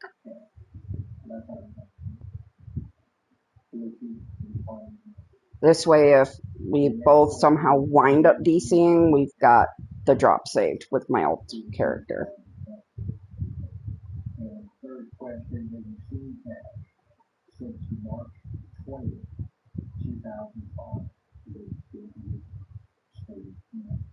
Oh, I hope you feel better soon, hon.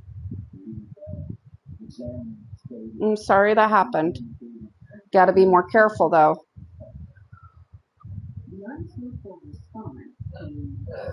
As well. The police records don't say he was spoken injured after the polygraph. And the new detective on the case didn't know if the early investigators did further digging on the case. Law reporter tried to reach out to Freddie and Marcus and couldn't get a response. My hair is nice and soft. I actually brushed the conditioner into my hair today. Normally I just put it in and let it sit and then rinse it out. Today I brushed it in and let it sit, and yeah, soft hair that keeps wanting to get in my goddamn face, which is pissing me off because I don't like hair in my face.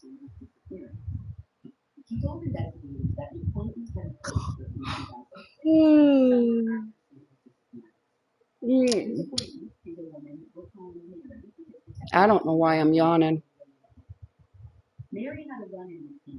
I went to bed. What time did I go to bed last night? Oh, actually, I went to bed kind of late last night. I did get off early, but then I wound up getting on on Farm Together on my PC. Yeah. So yeah. Things went sideways. It was a bad batch, and someone there injected Sandra with the drug. Now, Candy emphasized to police that Sandra didn't want needles, so she believed Mary when she told her that someone Oh, was injecting you know what we need to play again, her. Rachel? Then Sandra started having a bad reaction to the drugs, and Freddie Right. strangled her to death. Yes, there's been an update, and it's, yeah, He dug the hole. we definitely do. How did you guess that so Obviously, this was fast? a lot of information for Candy to process about her best friend. But Candy said that she Were you believed watching my that stream the other day? this because she was there when it happened. And to Candy, the Uh-huh. details just sounded too specific for Mary to not have been there. Here's the catch, though. Mary was never going to cooperate with police. She said she was only telling Candy this Big Farms because update, she quick was beta she thought she testing. was Hello. Today we are releasing a left big investigators update no with other plenty than of new telephone. content and features due to its nature. We'll be running a short test before making the public release. Sometime around 2000, This beta will only run on Steam. While we're 99% sure it won't break your save, we recommend keeping a backup just in case you can't go back to the public branch once you join the beta until it's complete, unless you use restore backup and are okay with losing all progress done during the beta. Huh. New content released. What?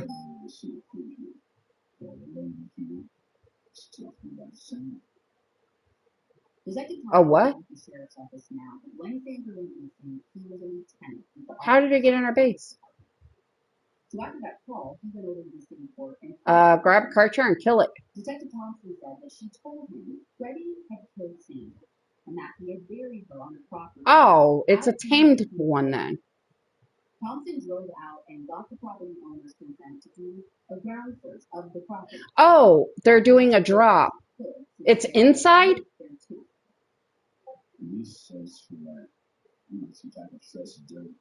Let me get on with my alt character. There's a car chart in the cryo fridge downstairs by the vault, I believe.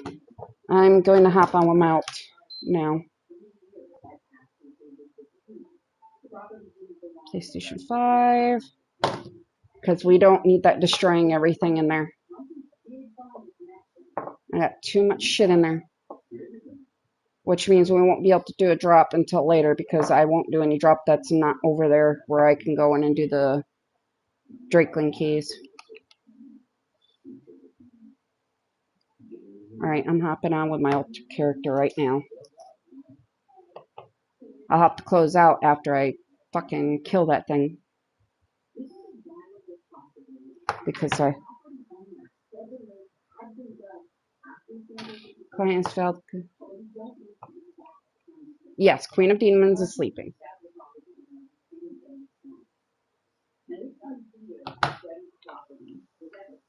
Alright, I'm coming.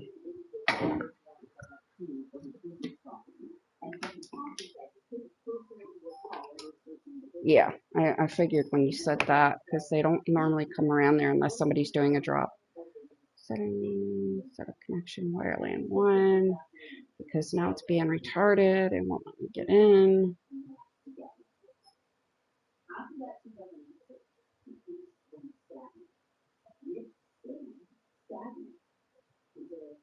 Come on.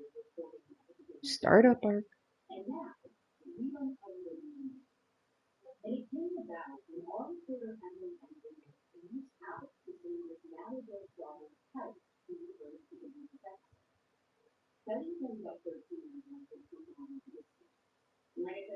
You're not going to kill me. You can't kill me. Only it can kill me. That the wild tame can kill me, or the wild dino can kill me, not you. Drinking. Come on. Stress.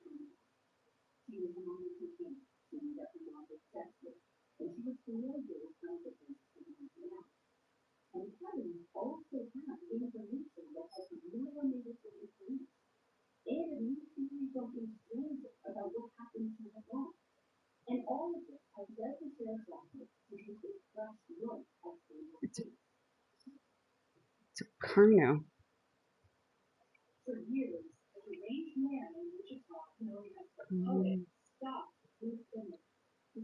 Do I have a sword down? Yeah, I see it. I'm gonna try a pickaxe on its ass. Or is this a blueprint?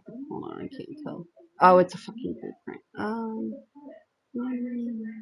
And I guess while we're here, I'm going to go ahead and put that up because I don't want anything. Oh, I can't turn it on. Turn on the whatchamacallit. All right, I can punch it. I can punch it. I'm punching it.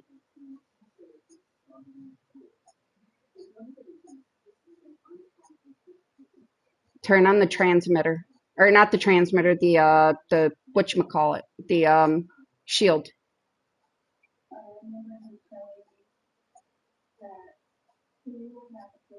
Ouch, it's biting me. Ouch. Stop biting. Where's the card chart? Let me see the card chart. Right here. I got it.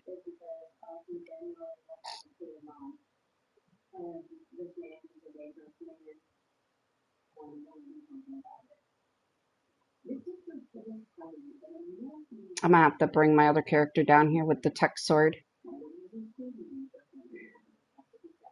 Or go up into, I believe I put them in the weapons box up at the main base. Grab you a tech sword instant element.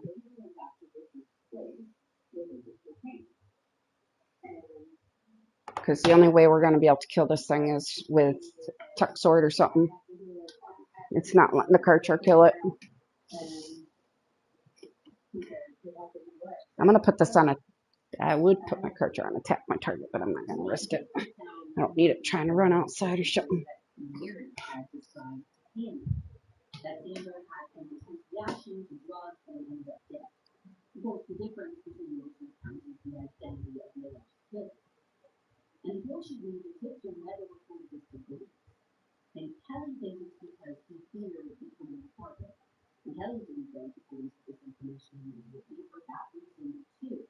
What?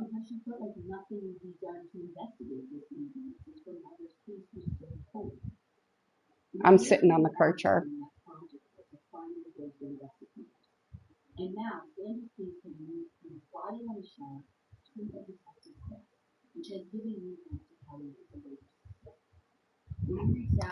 Alright. Nope, nope, fucking controller.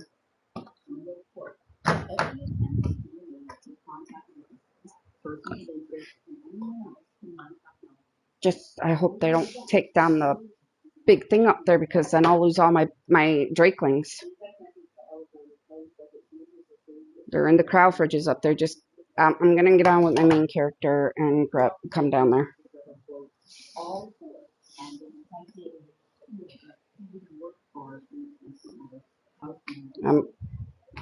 I'm coming. I'll have to come back to re-downloading my mods soon.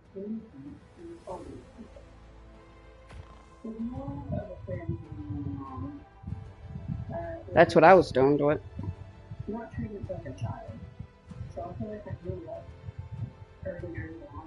Only, girl. Only. The fuck?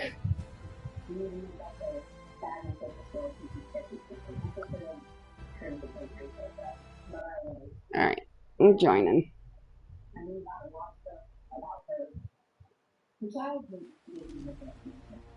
I gotta grab element now, which means I'll have to leave my tech sword here.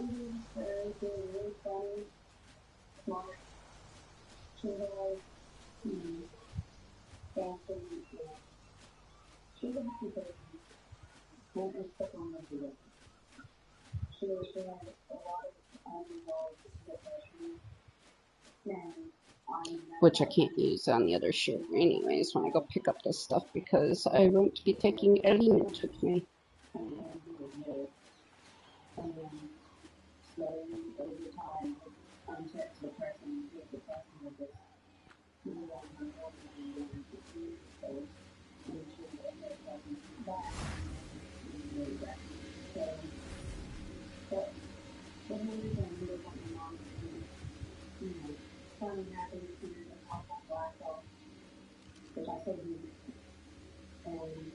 Alright, I'm on my way.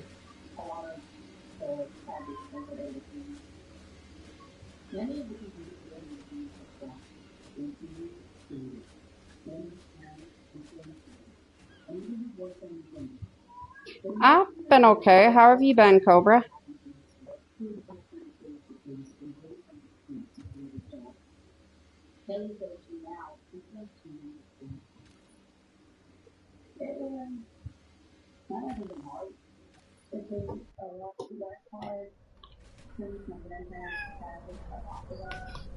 I am hither. Alright, watch out. I don't want to whack you with the sword. Ouch! Ouch! Paws off of me, bitch! Yeah, suck it. Suck it. Ouch! Owie! Bitch, don't you touch me. That's my no-no square. No! Ow! Ah!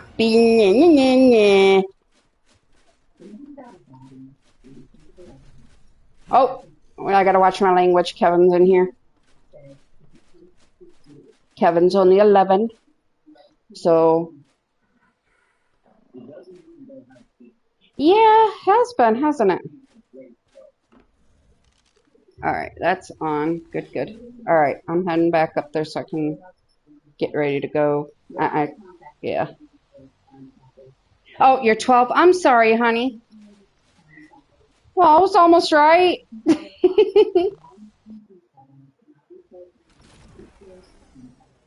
Bless you.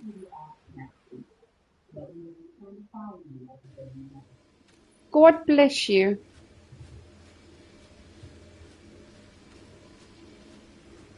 Alright, I am going to put this element away and get ready to head over to grab my seeds. I shall return in a few minutes, dear. Alright, thank you. None of the cryo fridges fell or anything like that? Alright. Alright, Gucci.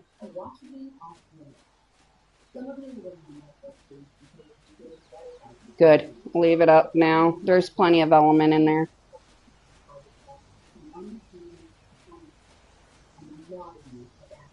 I'd rather leave it in there than not have any in it and have that happen again and something destroy everything, right?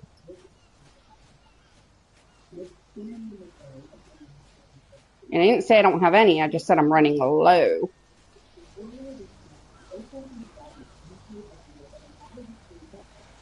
And server save.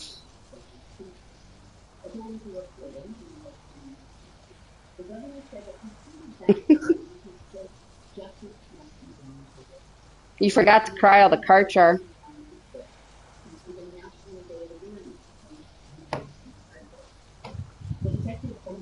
Alright, yeah, make sure you cryo that and put it back in the cryo fridge. And take this care. Queen of Demons is about to hop off of it. There you go. Queen of Demons is going to go lay back in the bed. Where is my bed?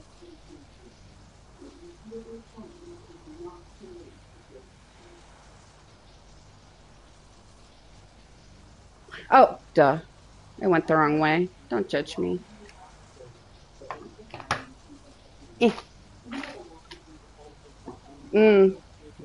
Don't make me judge you, ma'am. I'll judge you hard.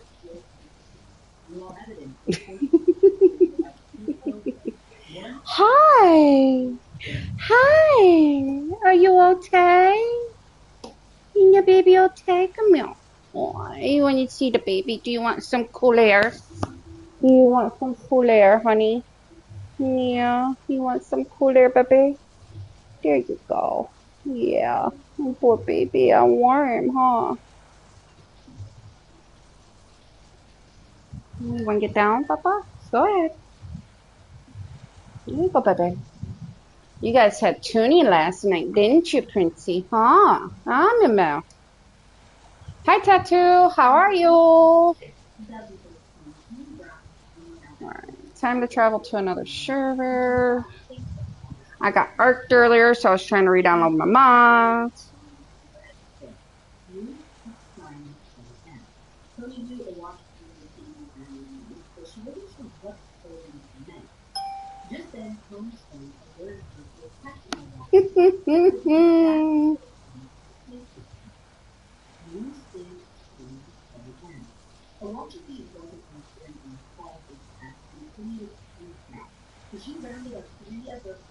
All right. All right, dear. I'm gonna go over and grab these seeds.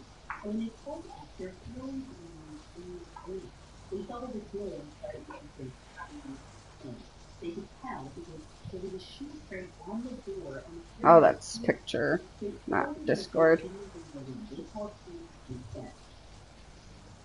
Yeah, I won't go over there because it's, the servers are packed. No, thank you.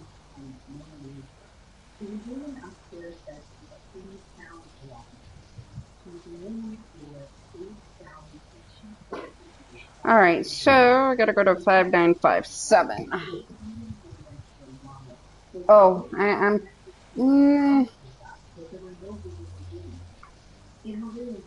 I'm gonna download it because I don't know for sure if my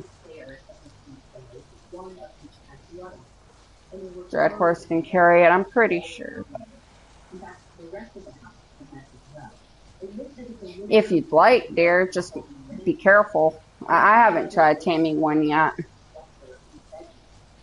I don't even really have time to go taming, to be honest.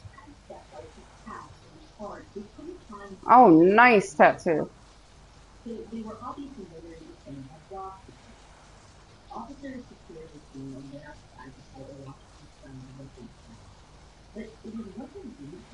All right, now I'll travel. So it's 5957.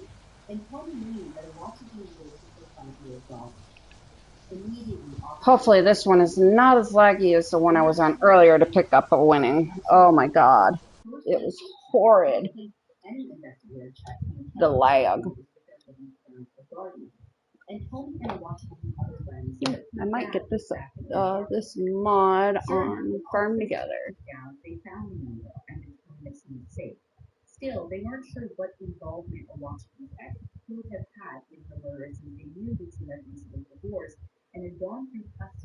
I have no, I don't have these on here. I should get them now. 17.95, less than $20. Hell yeah.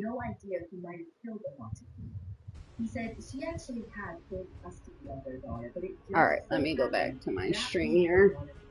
Pull that son of a bitch back up. Oh, pardon my language. Sorry, Kevin. Sorry.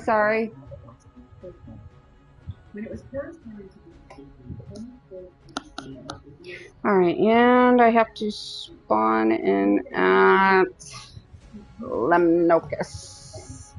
And 12.189.7.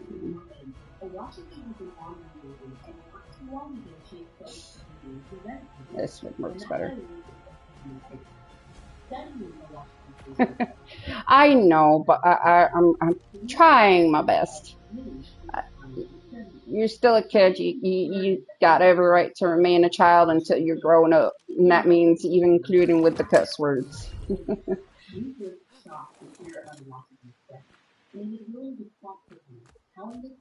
All right. Now,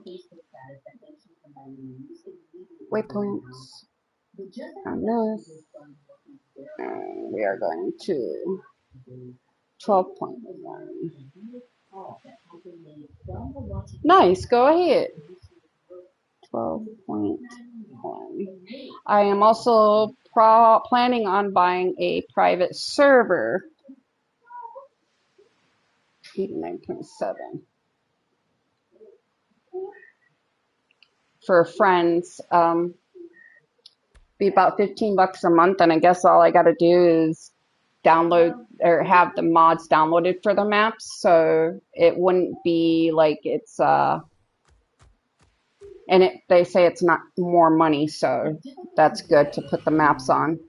You just need the to download the maps onto it, so that would be amazing.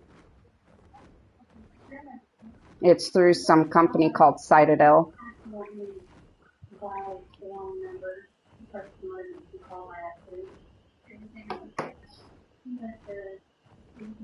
So if we have the same problem like we did with ARK not that long ago, where people were constantly crashing or had their characters deleted or whatnot, what have you, my friends can come on and play, and we can still play ARK if we want to.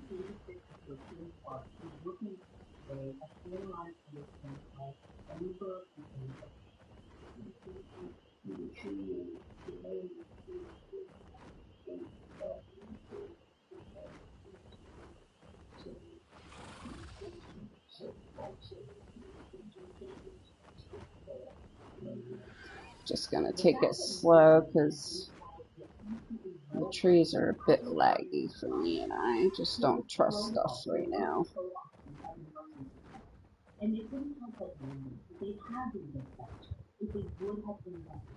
Yeah.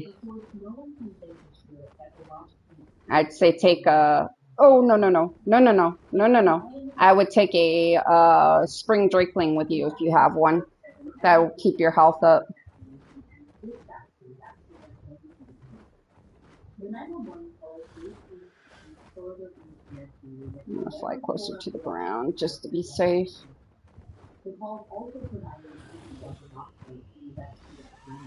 As this is not my server and I can't just spawn where I want to.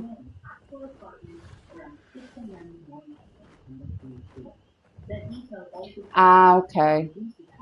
Yeah, I didn't know you didn't have it, the DLC.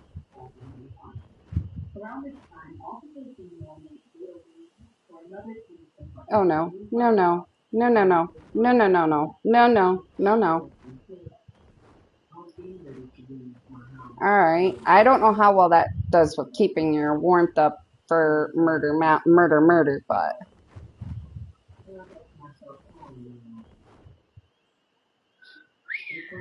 Alright, come on. Come on. Don't want to DC on the server. It's not my server.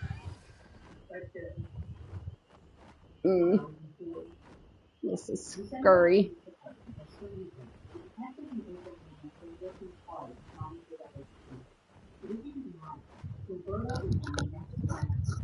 I wonder if this person has an open teleporter. See.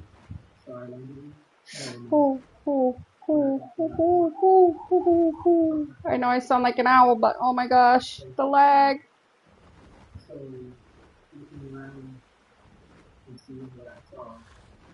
And I'd really hate the DC here with an Astro Dino right there.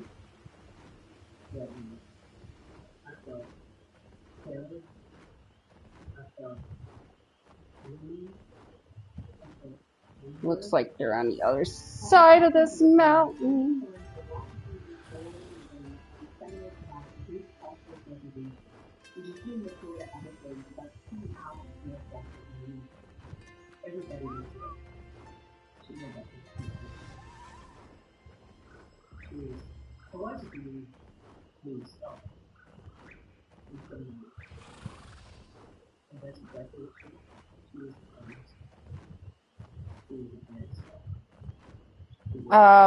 For which one? The one that I'm on?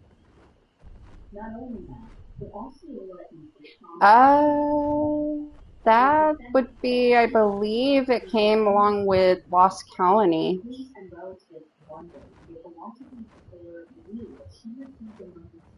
Came out when Lost Colony came out, if I'm not mistaken.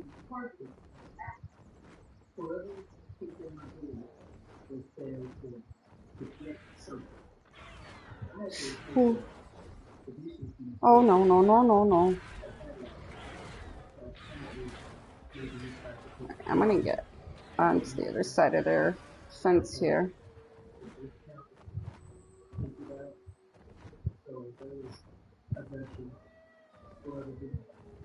Yes. I wonder if their teleporters are working. I'm gonna see.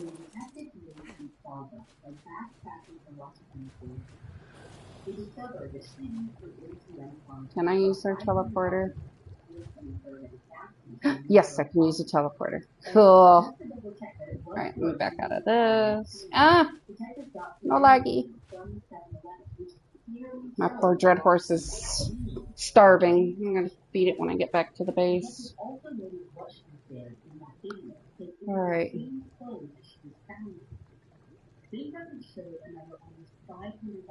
Is this her tribe? Wasabi? No. Brotherhood.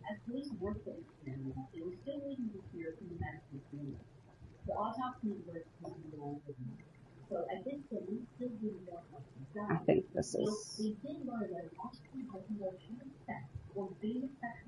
I think I want to say this is it right here. We're about to find out.